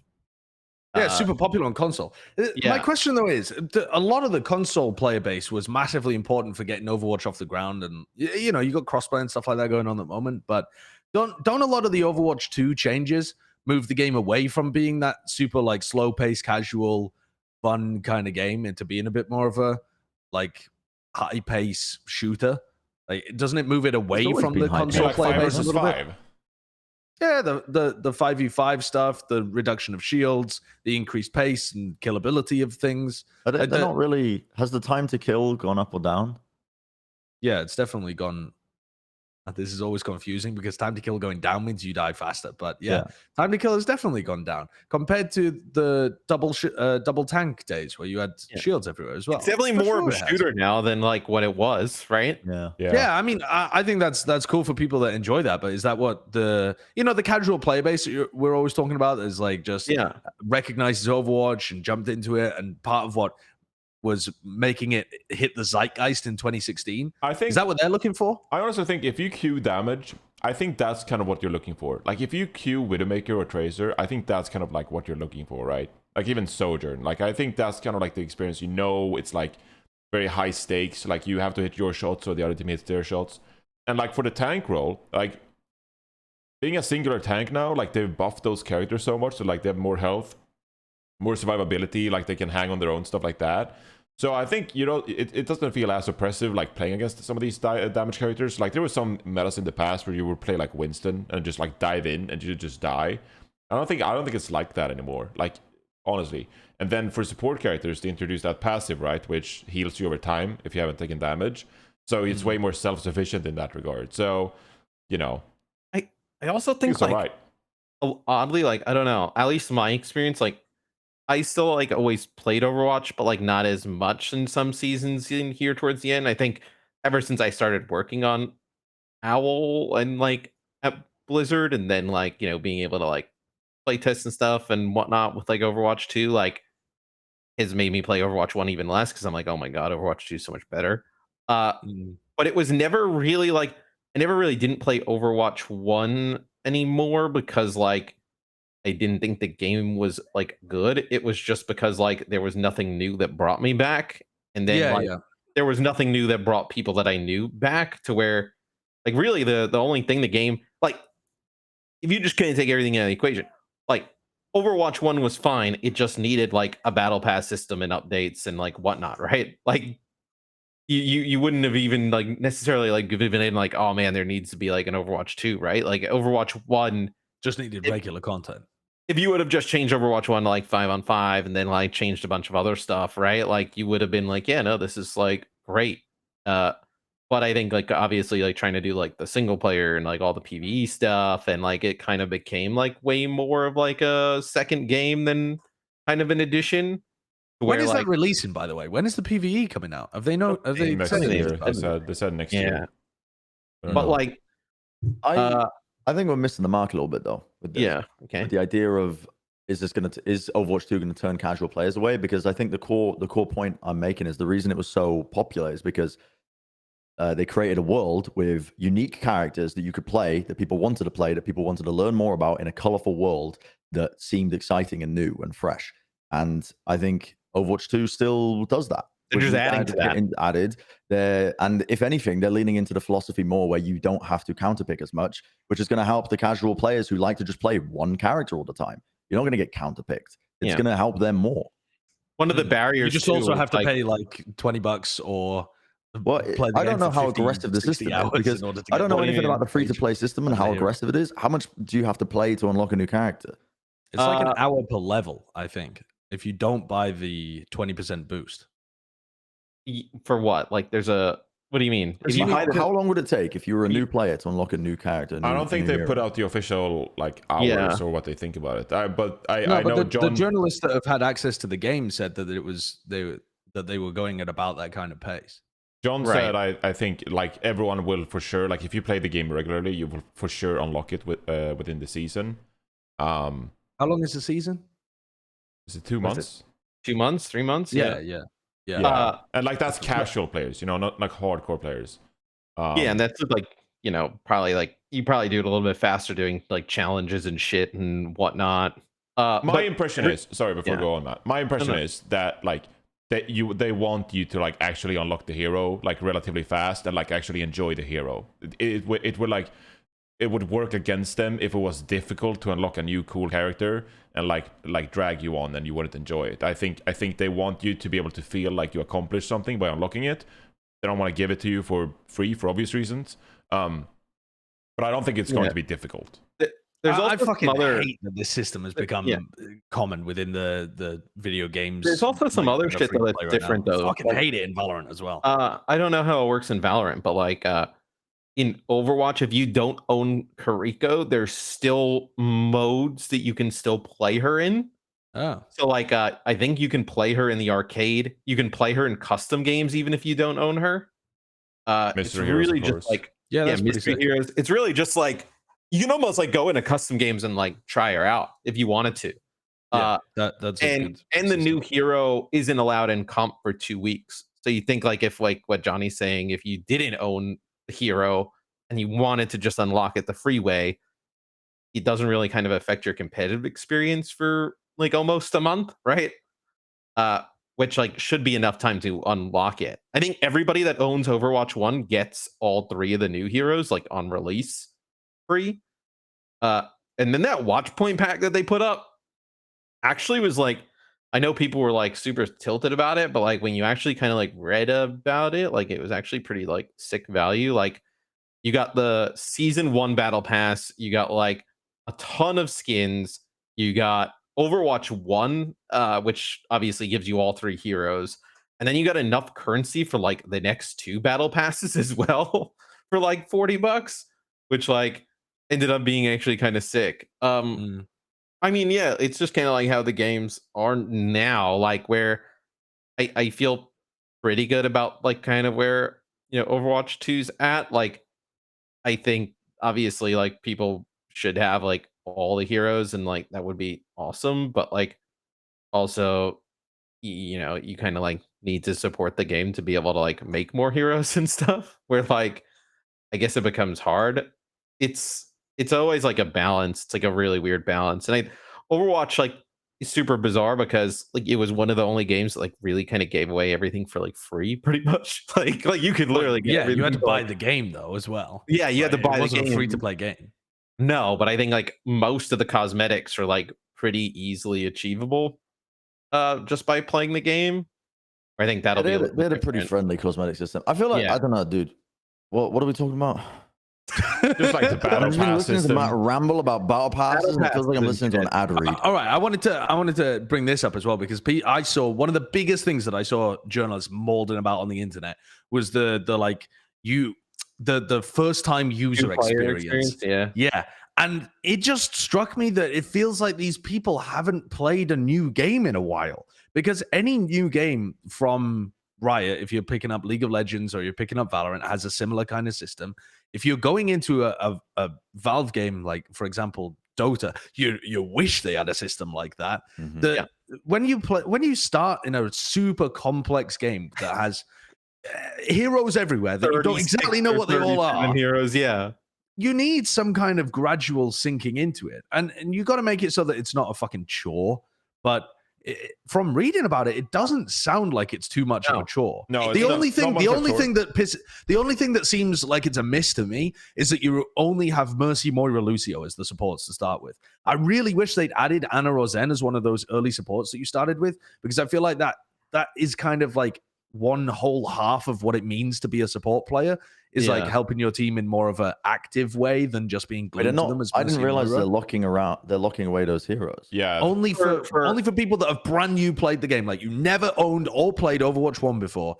You're coming into Overwatch 2. You slowly, gradually like unlock heroes as you go along in order to kind of teach you about the game as you go through. They're essentially Same with game gating modes. like the difficult heroes so that you don't have to like enter like a game and you're just like, hey, I think this Echo character is pretty cool, and then you use your ultimate and you're like, oh, so my ultimate is literally all the ultimates in the entire game. Like they don't want that to be your first ultimate you ever use. Yeah.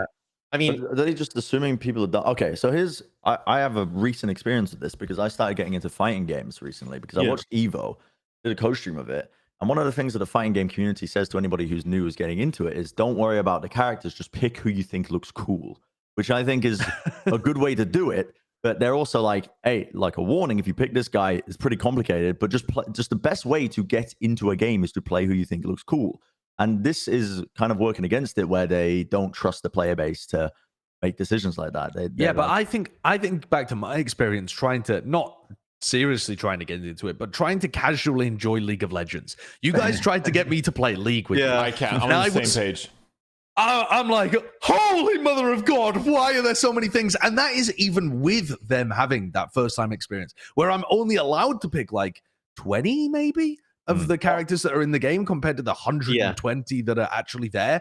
But even playing against them becomes really fucking difficult because I'm playing top lane. I've got something where I'm like, okay, I kind of understand that I need to be pressing my Q at this time, my E at this time. I don't understand who's who. Like, and then I see someone walk towards me and I'm like, I ain't never seen you before. How are you gonna fuck my day today?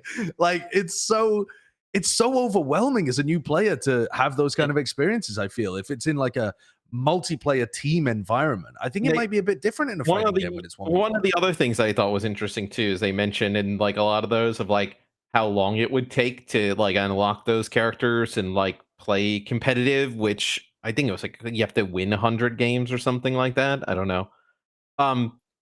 I think it's less. I think it's 50. Win 50. Oh, okay. Yeah. Go make a League of Legends account and try and get to 30. Mate, it's impossible. You know how long that So takes? long. Like it's like a fucking if you wanted to play League of Legends competitive and you started a new account, you have to play like every day for like hours a day. It's a full-time job. Get there. Yeah, you can get the XP boost. I got the XP boost and jumped into it way too early, and I'm proudly in the bottom 97th percentile of players in League of Legends. I got scammed. I bought the XP boost thinking, oh, maybe this will take some level of grind, but I'll be able to play with my friends. Just gave up because it was too long.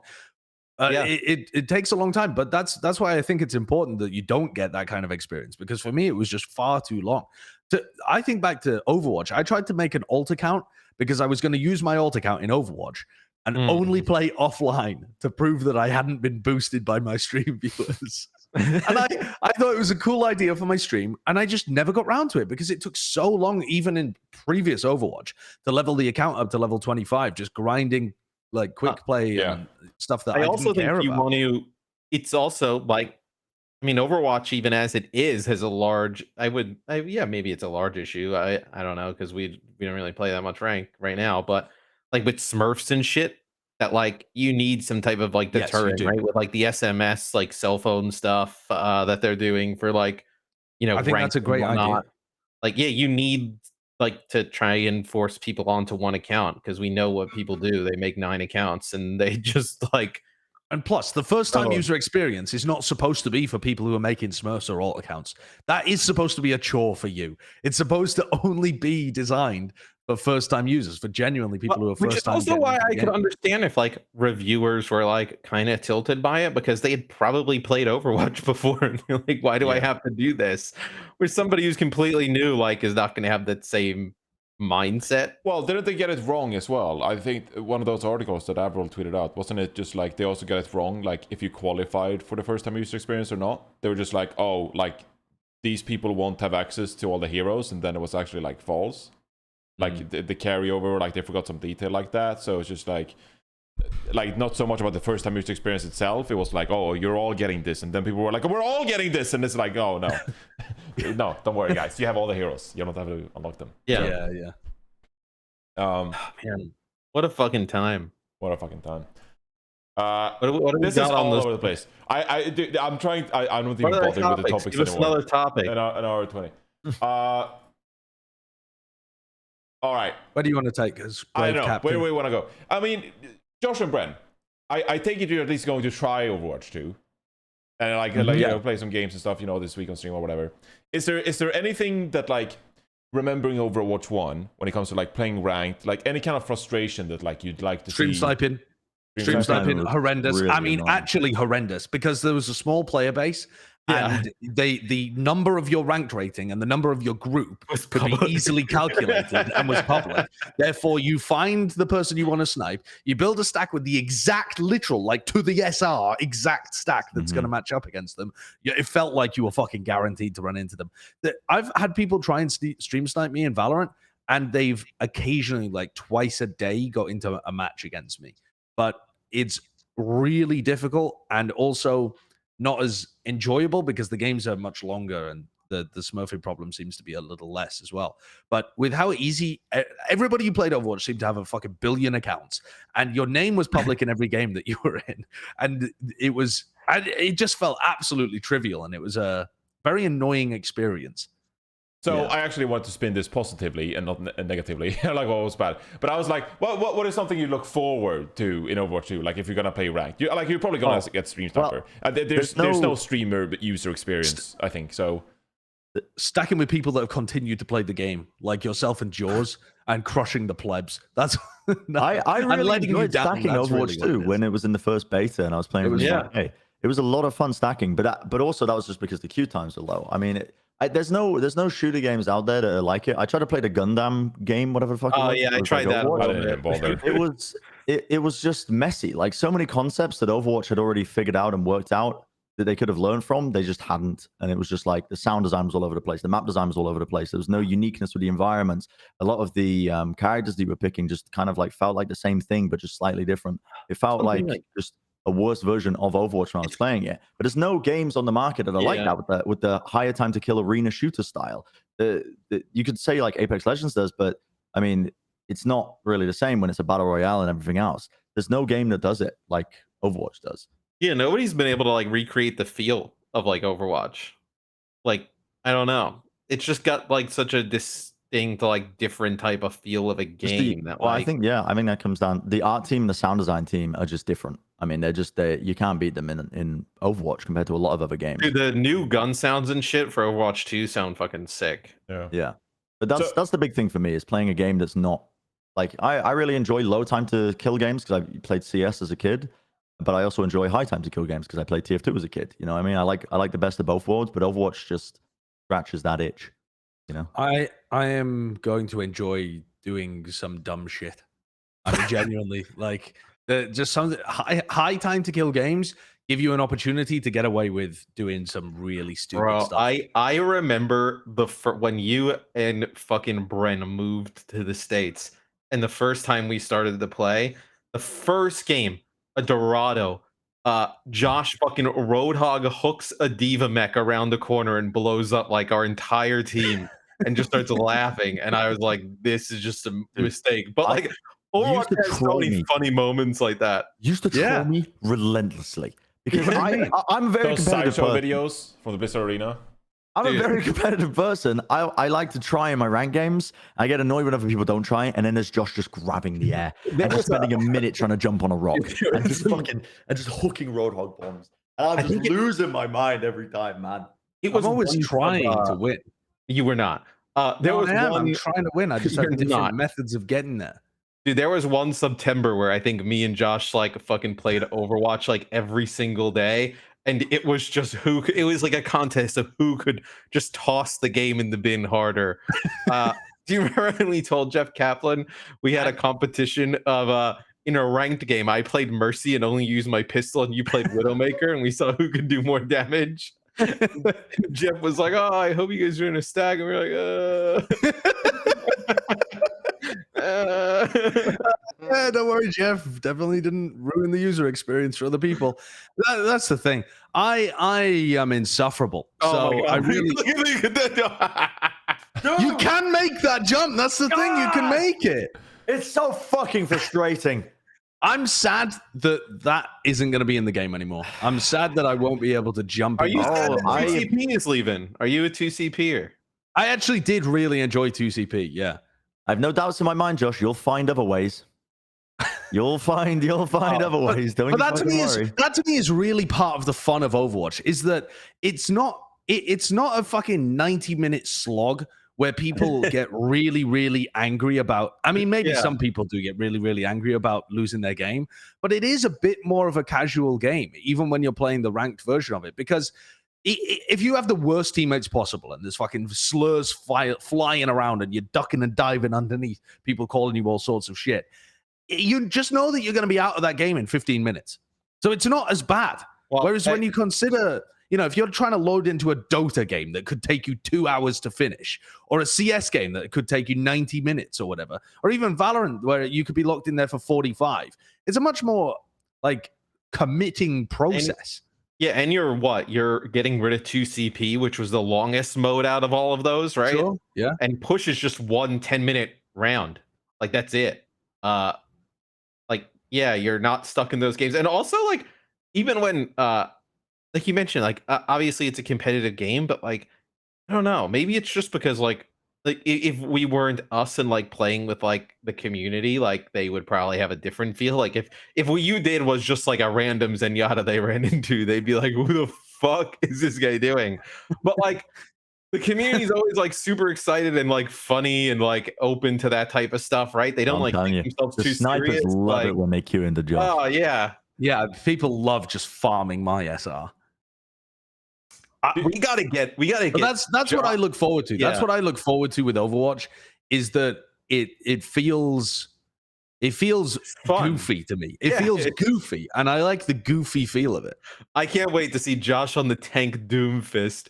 Just the fucking the focal point of the team, just diving in on with Doom. Like, dude, it's just it is like a goofy, like, and then like some of the old combinations and just wacky shit that happens, like.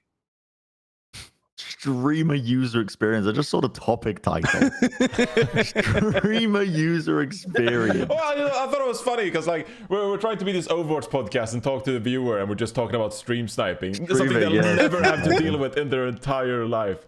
Yeah, it's a tiny problem. And It may not be as bad because there'll be way more people playing. But also, it doesn't affect big streamers that much because they're good at the game. When you're bad at the game and you get sniped and it's easy to snipe you, like, oh my god, it's just horrific. There's nothing I dreaded more than queuing into a game of ranked. I'm like, okay, this season I'm gonna fucking grind, try and do really well. I'm solo queuing. It takes me 10 minutes to get into a game. I get in and I just see like fucking 2 level 25 accounts with just a bunch of symbols as their names, and I'm like, fuck. Okay, here we go. So I want to go back a bit because I have plenty of friends who used to like play Overwatch all the time and like they'd be part of our streams or whatever like 2-3 years ago, and now they just play like a bunch of Apex, for example, or they queue into Valorant or like all these different FPS games. Like there's quite a few different FPS games on the market already that people, they come home from work, they come home from school, and they just want to play a few games and they log onto that and they have their thing. It used to be Overwatch, but what do you think, like Sideshow and Bren especially, because you're doing Valorant now, I don't think you'll stop, playing Valorant to pursue Overwatch all the time. But like, what do you think would have to happen for like Overwatch to become like, that casual game that people actually go back to? Like, because you mentioned like the goofiness of it all, but like, is that something of the past, or do you still think Overwatch has like the potential to be like a regular kind of like game that people look to in like their everyday life all the time? I think the goofiness aspect to me is something that seems to be, when I was playing the beta and some Overwatch 2 stuff, to be disappearing a little bit because the 5v5 doesn't offer you as many opportunities to do that, and the increased, like, the lowered time to kill and that kind of stuff reduces that aspect of it to some degree. But I don't think that's what everybody's looking for, honestly. I think what other people are looking for is like a way of actually grinding a game that has, I don't know what most people refer to it as. I think of it as like Quake-based movement and aim, where you don't have to be stood still to be aiming properly, right? Where you can run around and shoot at the same time, and you have various different, and not everything is just a gun with hit scan weaponry as well. And I suppose Apex does some of that too, but this game is very much in there are just a range of different ways that you can affect the game. Like if you want to play projectile stuff, it has many more viable projectile weapons. So I think it just has to be engaging to play. It has to feel rewarding in a team environment as well. Like you can actually sync your team up to beat the other team in ways that make sense. I would argue that they've already made the game. From what I played in the first beta, it was engaging. I enjoyed the gameplay much more. I mean, obviously, I'm a very competitive person, but I just thought the game just flowed better. It felt like more of a shooter game, but also you still had the identity of heroes. The thing that would get this thing in the limelight again is, listen, if you want to make comparisons of like what could you learn from competitors or whatever, Riot Games. One of the things that Riot Games does very well is not even the game development side of making their games. It's the fucking marketing side. It's the marketing side. It's the media that surrounds it. It's the music generated. They have like an entire music production team. They understand that it's about perception first and how you build around that with lore and, you know, things to just build around the world to get people invested into it. Arcane, a hit show for League of Legends, massive boost for the entire show as well. I mean, the same concept applies when Overwatch releases a cinematic. The cinematics, like Blizzard are just known for their cinematics. If they put a ton of resources into it and actually focus super hard into it and put together like great cinematics for the launch of it, and that is one way to get people really invested, the casual player base, back into Overwatch 2, in my mind. It's the perception of it, the marketing of it from that kind of perspective. Yeah, and the marketing, cool, right? With that.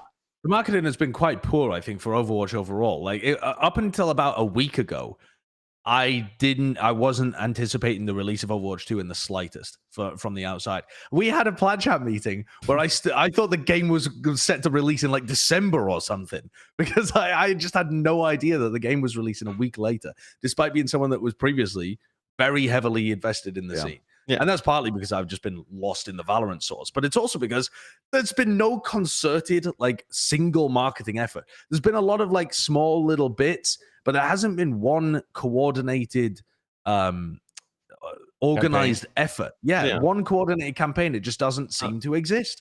It seems to be a big miss at the moment, and it's all about that. I mean, I was reading a fucking article on .esports trying to catch up with Overwatch, and it mentioned, I think it was on .esports anyway, and it mentioned how there was some stuff going on, and it was like, oh, looking back to Overwatch 1, and it was talking about how the game offered such a bright future, but then there was also this severely problematic history within Activision Blizzard as well. And at the bottom, it says an addendum that the Activision Blizzard lawyers got in touch to make sure that the article was very clear that the Department of Fair Economics and Housing, or whatever it is, had never found anything wrong and hadn't done any problem and that kind of stuff. And it's like the only outward-facing stuff from Activision Blizzard, if you're just a casual person around the gaming space, seems to be purely focused around that lawsuit. It doesn't seem to be around the game at all. So it's just purely dragging the attention back to the negativity. They're shooting themselves in the foot every time. I think too that like a lot of it is just kind of like releasing the game at the right time. Like I thought Valorant, like when that released, like there was really nothing. Like we were all like looking for something to play, right? Like I mean, it released at a time where there wasn't really like anything popping in like other games, and it was just easy to just grab people's attention to be like, oh, I'll give that a try, right? Like. Where I think Apex kind of did the same thing. Like, Bren, we played a fuck ton of Apex, right? And it was just mainly because, oh, Apex has a new season and I'm not really playing anything. Where I think that's kind of like where you'll end up like picking up people of like, oh, Warzone's kind of in a little bit of a lull because like Warzone 2 is coming out like soon. And, you know, maybe you're in a Apex season where the meta is not great, or like it's Storm Point or something like that for like the competitive map. And it's like, oh, well, you know, there's this free-to-play game with a battle pass. It's something to grind. Like, let me go give it a shot. Like, I think that's where you that kind of marketing, people. The viral explosion of marketing that you get from streamers playing the game. Which is what Apex did, which is what Valorant did.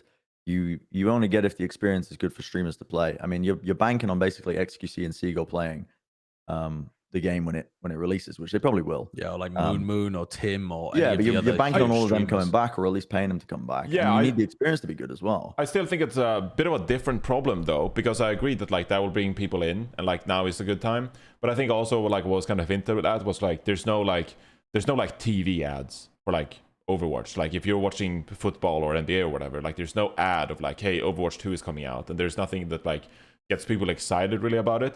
And I think it's a bit of a different issue as well, because like these games, whether it's, you know, Valorant to a less extent, because I think people have like very casual. I'm not talking about like competitive people. Like, people still have like something ill towards Riot Games, you know, because they had their own like, you know, sexual harassment thing that went on, and like the Activision Blizzard company, we of course deal with that all the time.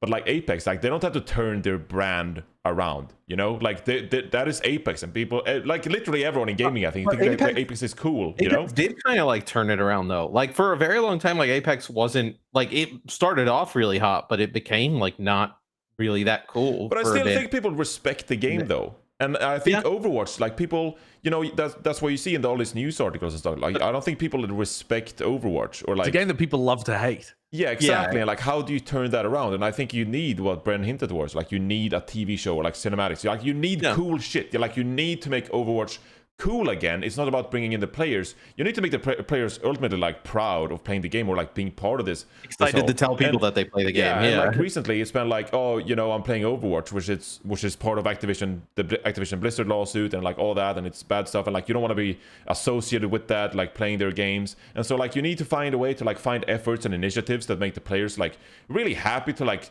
play this game and support this game and like engage with this game. And so I think that's, I guess, where the marketing has fell a bit short for me, where I'm like, hey man, like we have untapped potential here. And that's part of why I asked the question as well. Like, how do you reintroduce Overwatch 2 into people's everyday life, their casual gaming life? Because I'm like, I feel like we got something here. Like, we've reiterated on the game modes and like Overwatch 2, and like this is what the gameplay experience should be. Like Bren said, always but, like, been good. the gameplay is sick, but like, how do we like make people like come back to the game and like feel great about being part of Overwatch again? And I don't know. One of the big things though.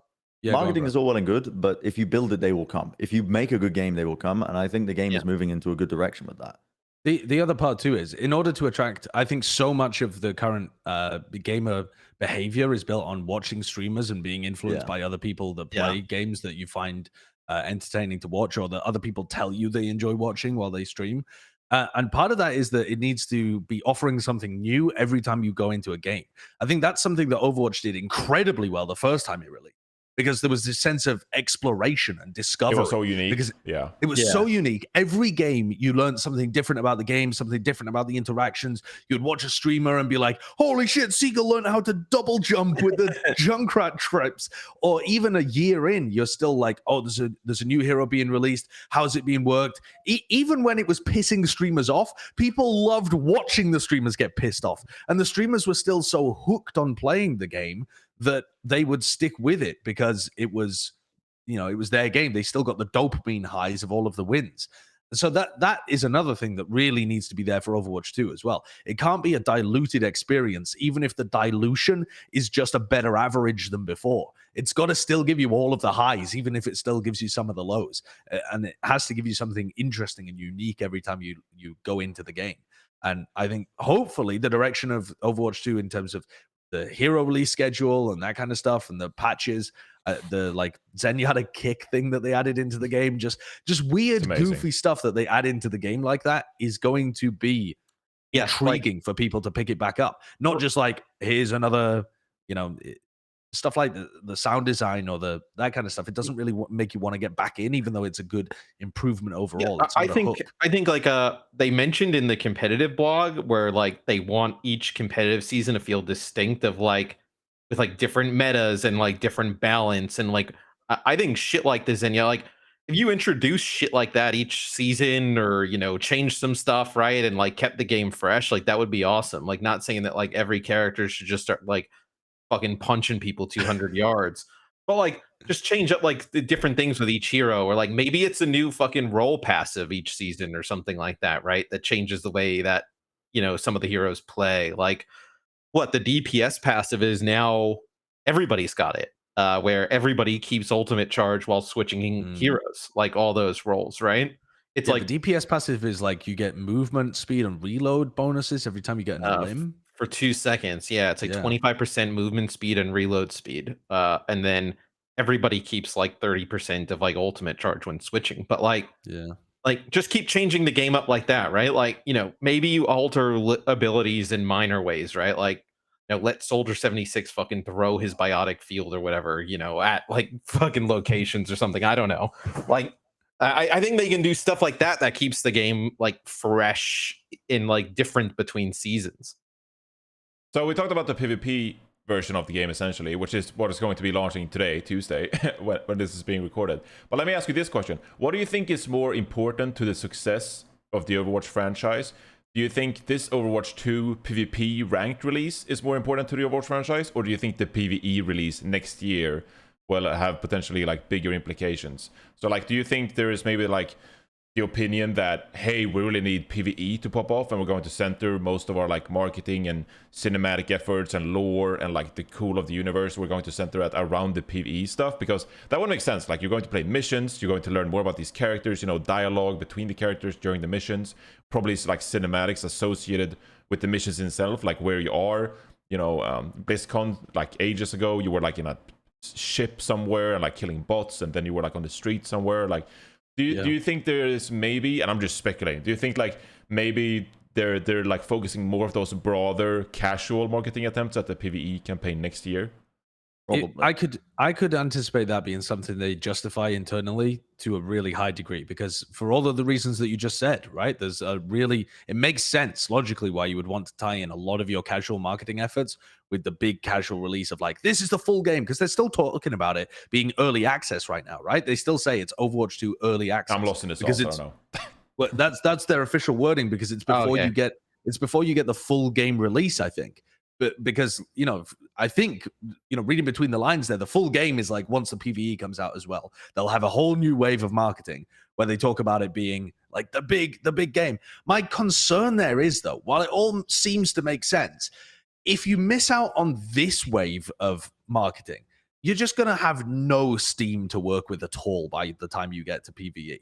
If you fuck this one up, oh God, people have been waiting for genuinely nearly 3 years, right? Since Overwatch 2 was first announced. I don't know. Do you think so? Like, I could see them like at the game awards or whatever. Like, here's the new Overwatch 2 cinematic, and like people get pop off, and it's like, yo, this is crazy, and then like can't wait to get my hands on this and like showcase the talent system, which they did like 3 years ago or whatever.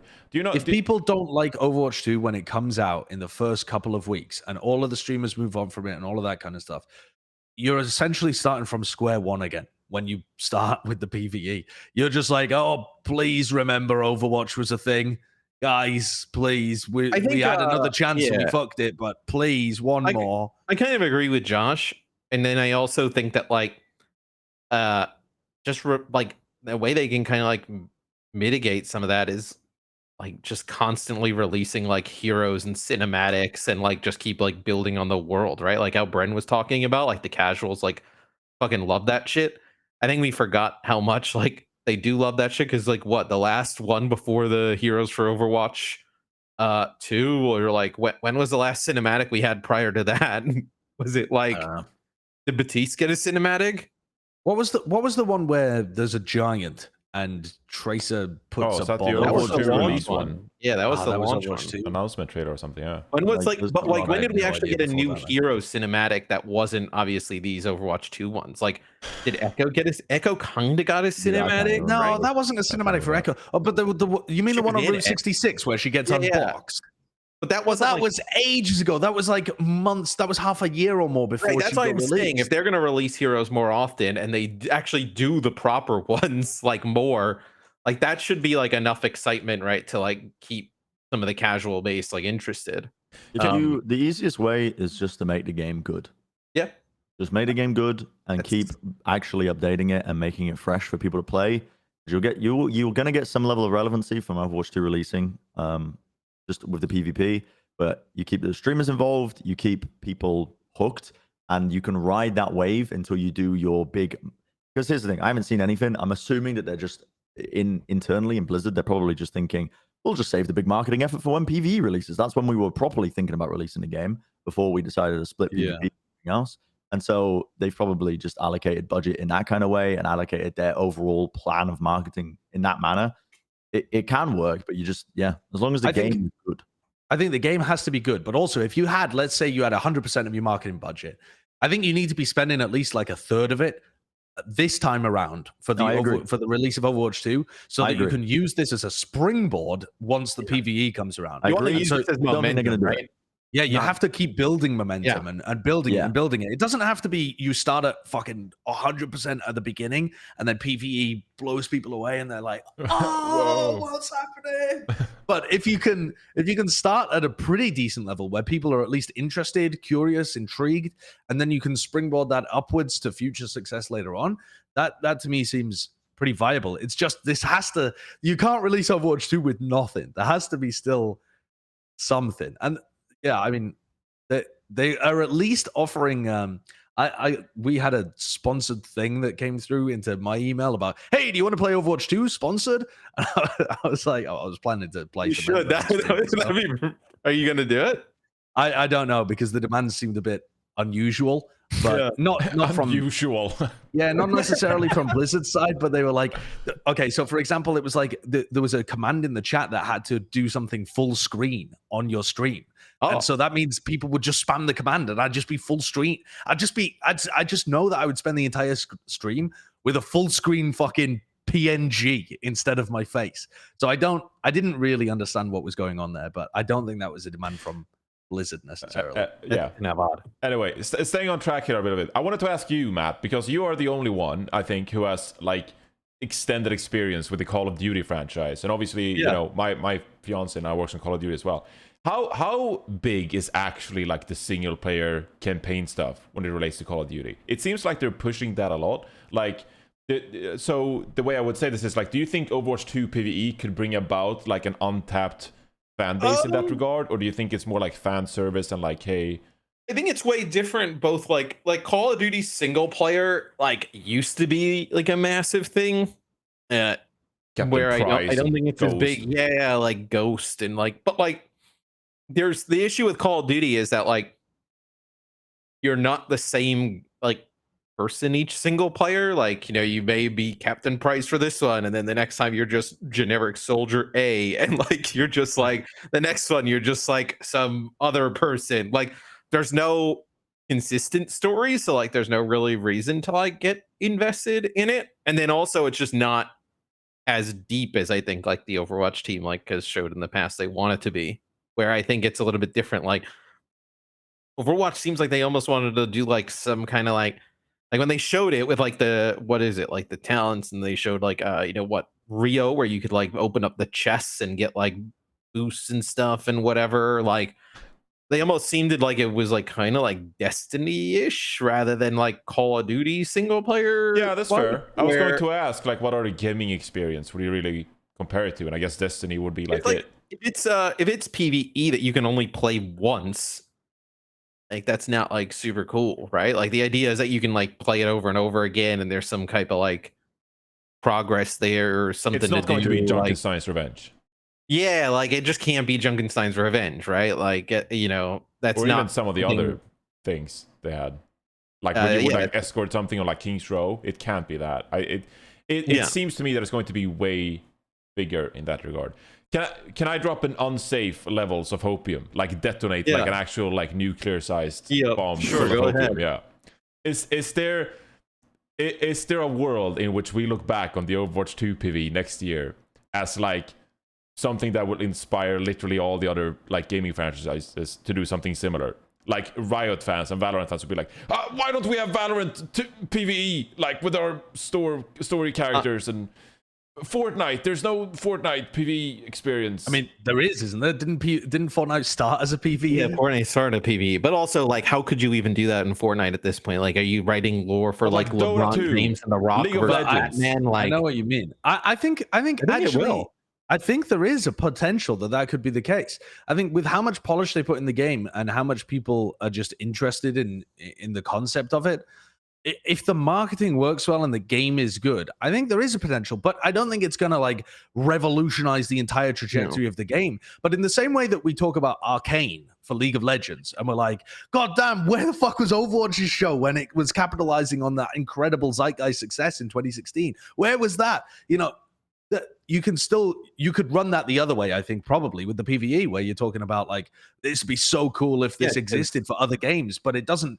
Maybe other games don't need it, or maybe it doesn't even help the trajectory that much of Overwatch. But I think we'll definitely still have those kind of conversations if it works. Yeah, I think it will work. Like, I think because they already showed like they have the ability to do like in-game cinematics and stuff now too, like how World of Warcraft does, right? So like maybe it's you don't have an Arcane type show, but maybe you can actually experience all of that through like the game and missions and other types of stuff. Where I think like you kind of see like it's not League of Legends per se, right? But like Riot doing like the MMO and kind of setting it in that world is kind of a way to put people in that like PvE type of universe, right? Like if, you know, all of a sudden you can go to like different areas and see some of the League of Legends characters as like NPCs or something. Like when you're just talking about it, I was like, oh, that'd be kind of cool to see like a fucking Valorant PvE experience, almost like a Payday type of thing, like with some of the characters. Like I would fucking play that.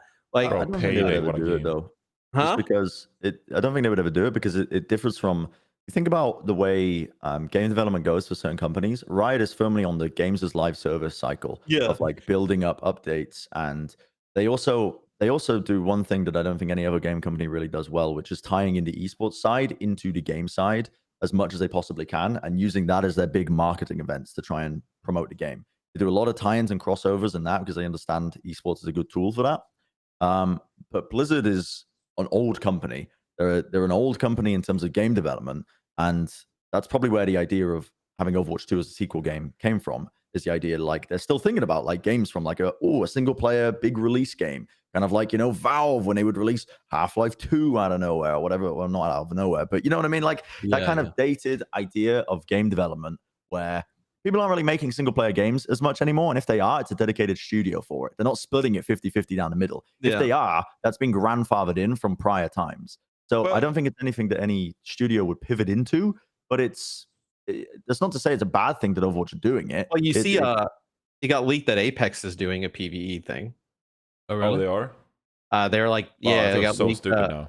yeah, it got leaked that like they're trying to hire like a bunch of people for like building like a PvE experience in the Apex universe, which like, I mean, I that was, like, apologize kind to of- the Apex community.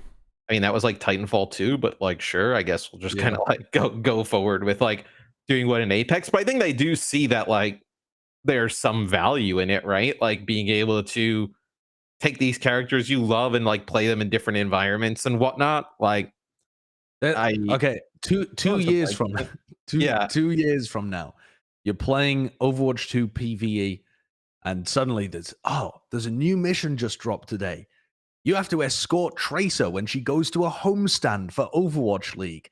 And suddenly the bad guys have attacked. Oh no! They stopped the middle of the Shock Atlanta game. I would never want that. That sounds so fucking corny. You don't want that? You don't want that wonderful tie-in between the PvE and the esports side? So fucking corny, bro. Oh my god, dude! I am. Dude, I am just having like hopium Johnny as injected an into my room. NPC I am on the off desk goop. where he Dude, needs to be saved. I just had like this idea of like a pop-up shop for Overwatch where it's like you walk through IRL through like a story mission that's already in the game, you know, and it's like you're at like a gaming convention. It's like, hey, you go through the IRL Overwatch 2 PvE mission, and it's like it's like you're at a spooky, like one of those spooky houses or whatever, where like you walk through, there's like VO and shit like during the tunnel, where it's like Tracer is like, cheers loves, like help me out, and then you go down this hallway and there's like, I don't know, stupid bots and shit. You can buy Overwatch stuff from the merchant that's in the game. There's like a merchant that you have to go to get your upgrades in PvE, and there's somebody in cosplay that's selling you actual like. I also it's think almost like Disneyland. Disneyland does that with like Star Wars shit, dude. Now we're speaking about pure Blizzard fantasy, world, guys. Just pure fantasy. Also, like we're headed to a fucking area like, I don't know. Overwatch like was always, I felt, supported, but maybe not to the level I think like everybody expected. But like now with new heroes, free to play, live service, PvE coming. Like they said there's like a new game mode, right? I think in one of the interviews they even said they're testing another new game mode. Like we've never seen like what happens when the community's like consistently fed new shit. Cause like when was the last time that happened? Like 2017? Like we have no idea how people are gonna react like with Overwatch being a constant force. We have no clue, right? Have you ever got to get a goldfish from a fair? Like the fair comes to town and they sell the little goldfish in little plastic bags like this, and they're tiny. They're about that big. And so if your only experience with goldfish had been those kind of experiences, you might think goldfish only grow that big. Goldfish are real shitty. They only grow that big. And then when you actually support them and you put them in a pond or something, they grow fucking huge. They're like this big, but you've just never seen them that big because you've only ever gone to the fair and seen them in the little shitty plastic bags. So one thing we do know, and like sometimes the commentary is good, sometimes it's bad, but like whenever there's any type of news with like Overwatch, it's always fucking trending on everything. Like people give a shit about it, whether they just want to hate it or whether they love it. But it's super easy to just not engage with it when the game hasn't given you a reason to engage with it, right? Where I have no idea how people are gonna like. I mean, obviously, I think people will be happy that there's like tons of new content, right? But like just like kind of general gaming population, right? Like people who may have actually tried Overwatch and it wasn't their main game, but they liked it. But now there's tons of new shit going on. Like, does that become a game they play like constantly each week? I genuinely do believe, like when they saved, they said repeatedly, and like people will say that they didn't fulfill their promise, that like they want to be a live service game and they want to like continuously update the community and stuff like that. I think Overwatch 2 was like probably one of the weirder kind of like things, because they had to build this epic release for Overwatch 2 at the same time they had to make Overwatch 1 live service. But I genuinely do believe that they want to make this like a functional live service game, like perpetually, like moving forward. I don't think on any whiteboard in the most secret hidden rooms of the Blizzard campus it says Overwatch 3 somewhere on a whiteboard. I just don't think that exists. No one has ever written Overwatch 3 on a whiteboard in Blizzard, because I genuinely do believe them that they just want to do development into Overwatch 3. Yeah. The Overwatch 2 is going to start with essentially like 20 days after it launches. It's going to have a Halloween event, right? They've already announced that. And all of the Halloween events previously, that was actually where they started PvE, was with Junkerstein's Revenge initially, the very first time that they did it. Do you think they're going to debut any of the updated PvE stuff for that? Do you think they're going to use that as a tease to start that springboard momentum effect? Because holy shit, would that be effective? I mean, if they have like not a full PvE thing, but if they say, hey, this isn't like normal Junkenstein's Revenge. Here's a taste of what a mission could look like, or something like that. Here's a taste, here's a glimpse, here's some small portion of it. People would lose their shit. And what a perfect time period that would be. That like 3 weeks after Overwatch 2 is released as a PvP, you get the hit of like, this is what the PvE could look like. You get the first fucking... And then what? You get like a... And then what? You're like looking at like a few... Like, what would you say, like the 3 month cycle? Then you're trying to like almost go towards like season 2 type of shit, right? Yeah, I think like that would be like, you can start to like genuinely excellent way of marketing. You've literally set up every person who's ever listened to this segment now to like be disappointed if that doesn't happen. Because it'd be a cool idea. I mean, if it doesn't happen, then it probably means that either they're not far enough down the PvE cycle to actually put stuff like that into the game, which fair enough. Maybe they're just bitten off more they could chew, or had to fast track all the PvP stuff so they're not as far along on the PvE train. All right, those are fair reasons. But if they have that kind of stuff available and they're not putting in because they just want to save it and bottle it all up, then that to me is the same kind of simple-minded marketing that Blizzard have failed on time and time and time and time again. Trickling stuff into the game is just such an effective strategy. They can't set the expectations wrong for whatever the event is. Like, you can't build it up to be this like epic holiday event or whatever, and then it's really not like what you expect at all. Like, either make it a small and cool thing or make it a massive, huge deal. Like, it can't be something in the middle where it's like, hey, this is not really like PvE, but also it's a bit of a drag and not really cool. So I don't know what 'Cause they're going to do, but the old Junkenstein's revenge stuff feels very dated at this point. oh I yeah, remember playing it last year, I think it was, and thinking this was so cool when it came out, but with the amount of times that it's been rehashed, it just feels extremely dated and not additive at all right now. So this would be the perfect time to do something different, or Yeah. or disappoint everyone again. yeah. I mean, they said when they did their PvE missions that they wanted the bots to have like a completely new like AI, like not sense of self. That sounds weird. Now we're getting into foreheads podcast, but like We want to build sentience for all of our PvE to give people a real choice, a real empathy problem. I actually saw feel something when they about die. the new Call of Duty game where it's like when you do like the Call of Duty missions, like the characters you play with that are like in your squad as you do the Call of Duty missions, like they will move and position like according to what you're doing. Like it's not scripted where they go, where they shoot, or like, you know, it's not like a path. Like they actually like move around and like take cover with you and like, you know, do all this like AI adjusted stuff, right? And so I think they've probably done like tons of work with this, with the bots in PvE, right? Because that's what they wanted to do, and it's been years now. They must have made some progress on the bots and the AI in that regard. Bren is just like, fuck. Bren is like, I have some ideas about this. I am just, I don't know. I don't really care that much about PvE. I just want the gameplay to be good, and I think it will be good, and I'm excited to play it. Yeah, that's I think the thing that, you know, the game is free to play. It's on all these different consoles and shit. Like, if they just get people to try it, like we know Overwatch as a base game is fun. Like, it's just getting people in, and then once, like I think what they did with Overwatch 1 is they got lots of people in, but they weren't able to support the game, so those people just bounced, right? There's no reason to stick around. I literally thought about this the other day, and I was like, why am I just like not stuck? Because I love this game, like genuinely, and I love working with it, and I'll keep working with it. But like, why do I experience hopium like on the regular? Why am I addicted to this hopium? And it's genuinely just like believing in the potential. Like because I believe that there is potential with this franchise to be something more than it currently is. And I'm just stuck with this like feeling that, guys, we're going to unleash the potential of Overwatch when Overwatch 2 comes around, when PvE comes around. And so I just hope that they fulfill it.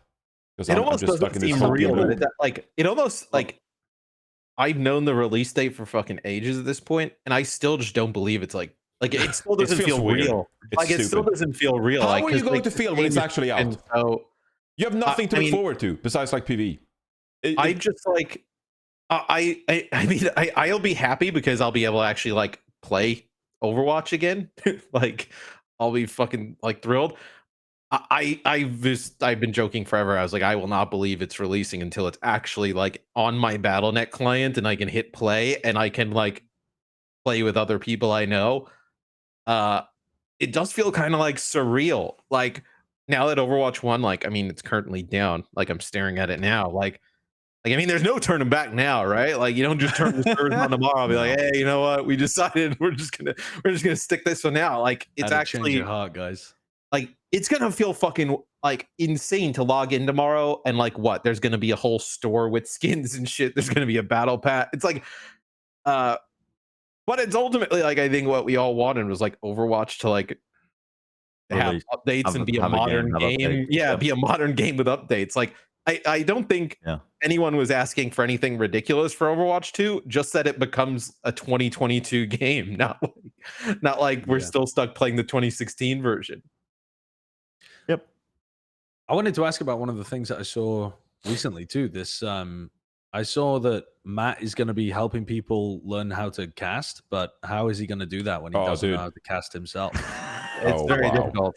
How is that gonna? You know, there was I knew there was going to be one. You know, that Josh was being way too nice today. There's going to be doing a caster cam here.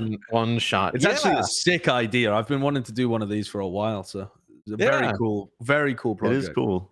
Yeah, no, I'm super excited. The Calling All Heroes, like we've been working on that for like almost a year now. Like just kind of trying to. You want to make a program that's like has something for everybody, right? Like not just like here's super high level competitive gaming. Like there's tons of things that everybody aspires to do within esports and gaming, and to just kind of like try and offer something for everybody. So like The caster camp is going to be sweet. I'm going to be doing that after I drive across the country for 3 straight days. What can you explain? Is it like an in-person thing or is it online? It'll be online. I think it's obviously, I to make it inclusive, I don't want like to be like, hey, you have to fly to this location, probably in Los Angeles, and pay for this entire thing. But so I have come up with like a really like detailed like 2-day like curriculum, right? We're talking about the people who attend the camp to be able to actually send in footage to SOEI and maybe some other talent after and actually get like pointed feedback.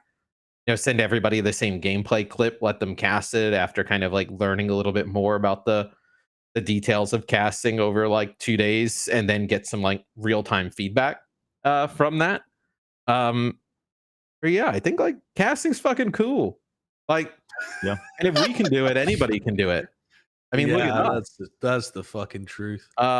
Where there's some stuff that we've learned, like, hey, everybody doesn't have to scream like Mitch. It's okay to do some other shit, right? Look at Bren. He doesn't even watch the games. He didn't even know half the players that Josh was talking about earlier. Doesn't store like memories. And my memory doesn't store memories. My brain doesn't store memories, and I can still cast. You can do it. And I mean, the Challengers Cup is a part of Calling All Heroes as well, like Defense Matrix, which is something that Team Ford launched, where they're just upping the in-game kind of monitoring of like voice chat and game chat and whatnot. Another thing that people mauled about, despite it being a very classic thing that people have done within games for a while now. Yeah. And I think it only does it when you actually like report someone for abuse, right? Like it's not consistent just feeding your mic, but it also just don't abuse people. Like, and then you don't have to worry about it. Reasonable human. Yeah, if you're just a reasonable human. People bring up issues with privacy concerns and things like that, but I am of the mind that I'm not going to be discussing confidential things when I'm playing a video game. I'm not going to be discussing things that. But also, I mean, it's fair enough to have concerns about how the data might be safeguarded in a company that has already had some concerns, over the last few years.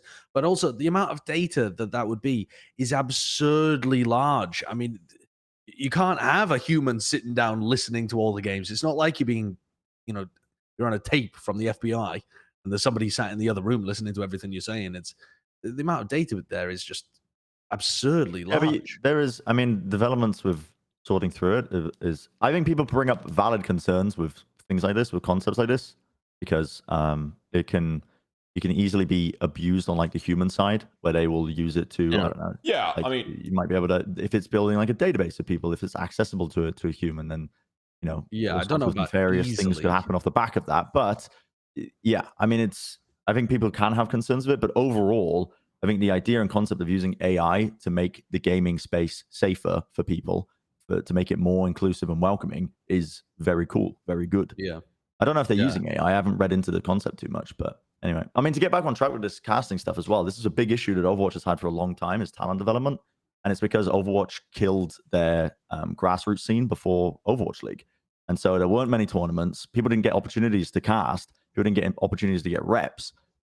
Me and Josh got hired, luckily, because we casted one of the only events of 2017, and this is a good step forward to actually build that forwards as well, and get like it's a new game as well. There should be new voices, right?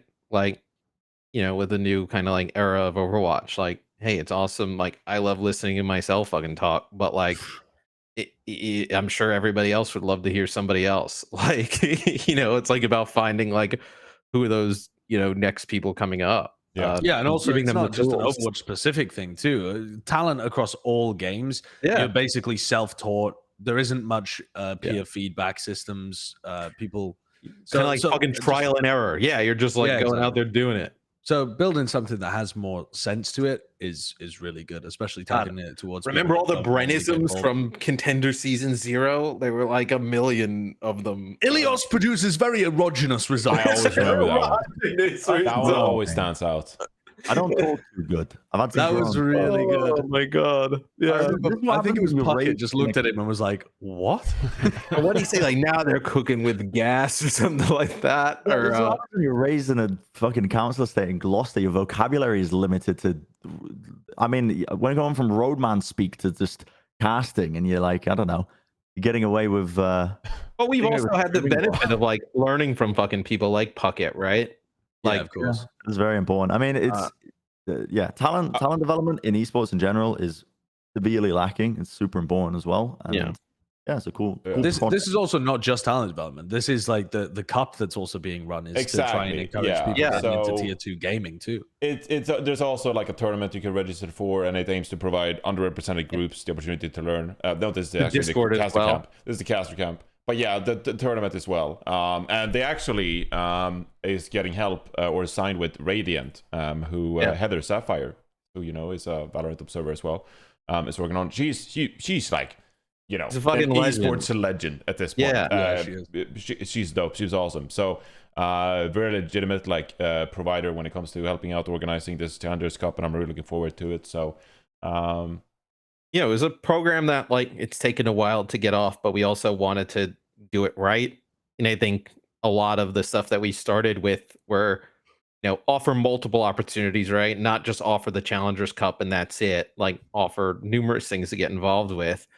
I know there's like, if you go to the Discord, there's like, talk about cosplay. You can even sign up to the Challengers Cup, like if you're solo. And like we have a mechanism to like kind of make teams so you can actually meet people through the Discord and whatnot.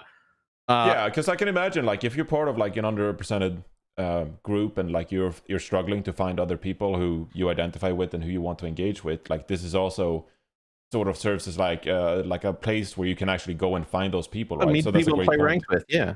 Like and I think a part of it, and a large part of it, like starts with like the safety within the game, right? Like if you don't feel comfortable playing the game, just period, like that's a problem, right? Which is kind of, I know a lot of the stuff that they were talking about with the defense matrix helps out. Yeah. So yeah, there's a Discord as you mentioned, right? So if you press join up here, this is callingallheroes.gg.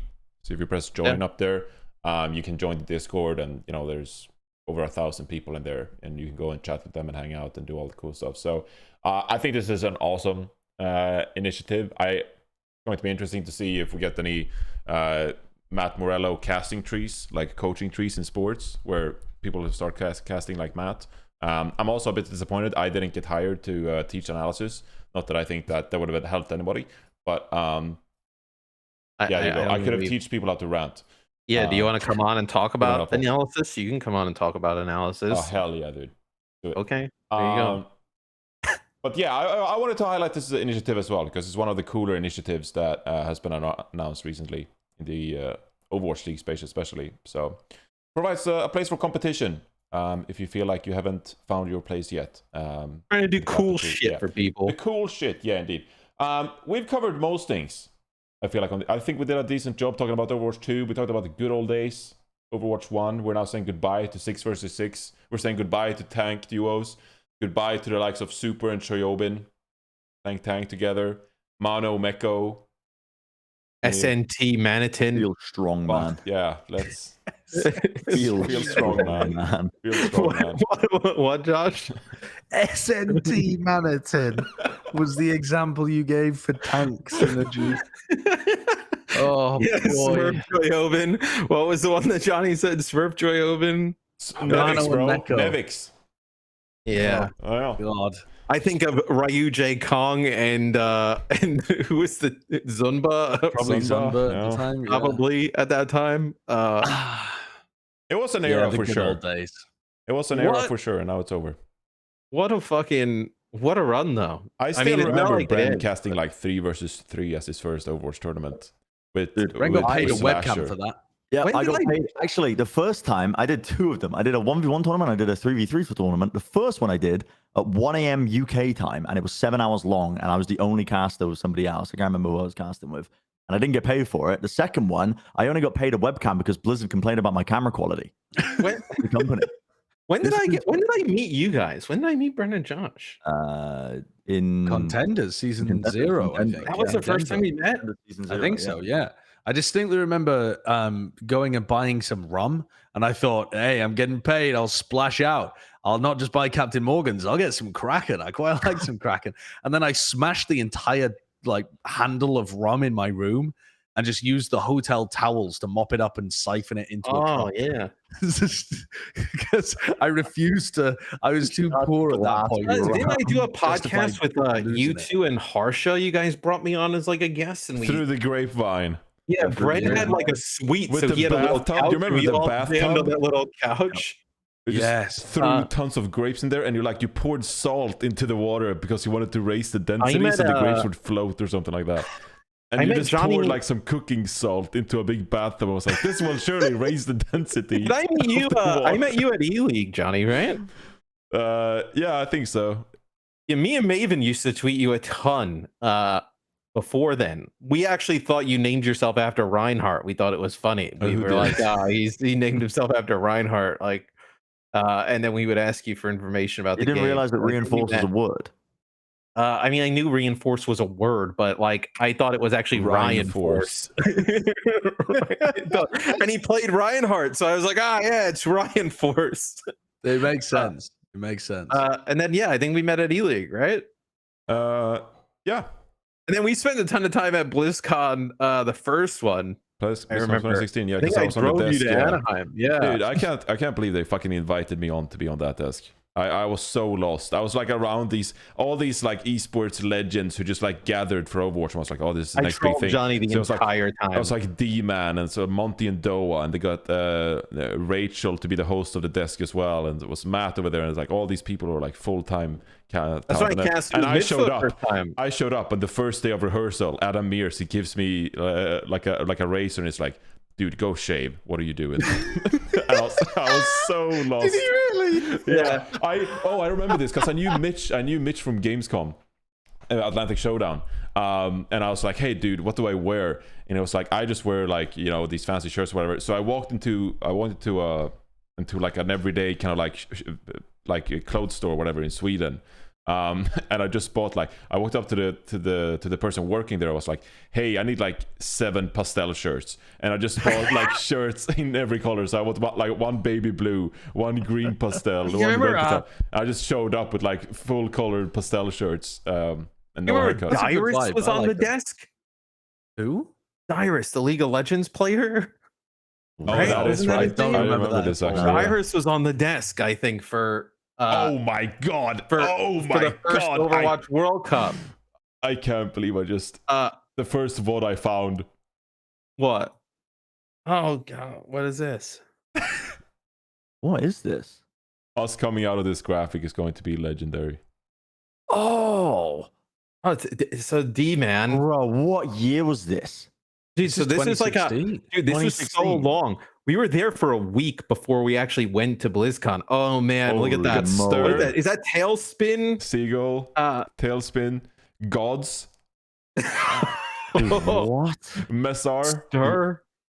I remember being an Overwatch like competitive fan at this point, and I didn't watch basically any of this World Cup because the rosters were just content creators, and I was like, "What the fuck is this Dude, tournament?" look Yo, at how Mitch, We're on the old casters. esports this is. Yeah. Everybody's wearing a suit. Yo, look at this. yeah, Look at even this. I had to wear a suit for this. Dude, You were in a so suit? old esports. Wow, Yeah. look at you! Guys, it was ZP.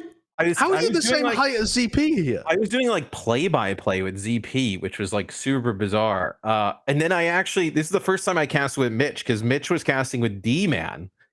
Are you sure? The there first time I was- think was Poland, World Cup Poland. No. No, there was a tiebreaker game, which Bro, I and think this is Nate going on. Nanzer was like, "Oh, like let's see what happens like if we put Mitch and Matt together." And we did one map, and they were like, "Oh yeah, we need you guys for Overwatch League." End of Together. 2016, I was depressed in the UK, going through my feelings, but Apex was keeping me through it. Yeah, The Dude, Apex Overwatch series World waking in up Cup- at Overwatch- 10 a.m. My Overwatch routine, World Cup, my routine was I would wake up at fucking I would wake up at like Russia won. 4 in the morning.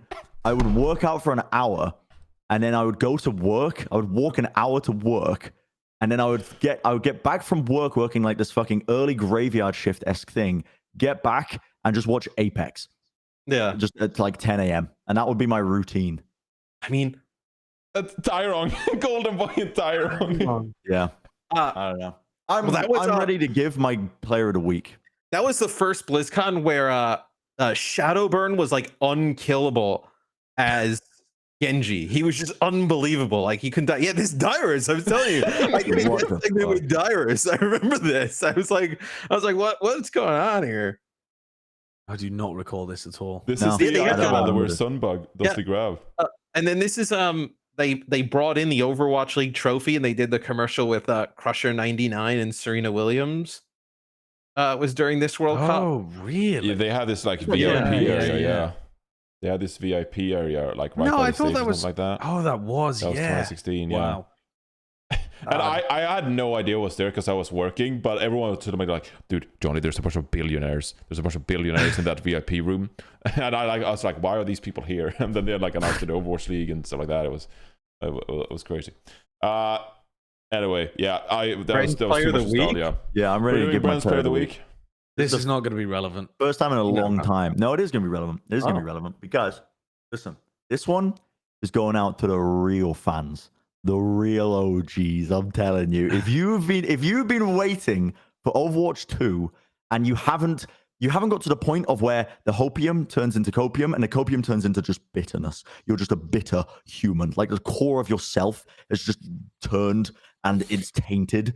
No, if you have just been chugging along, enjoying Overwatch, and you're happy to see the game just get into a release state where you can play Overwatch 2 and actually have gameplay, and you're not being weird online, and you're not being bitter and corny and going in streamers' chats and just trying to roast them.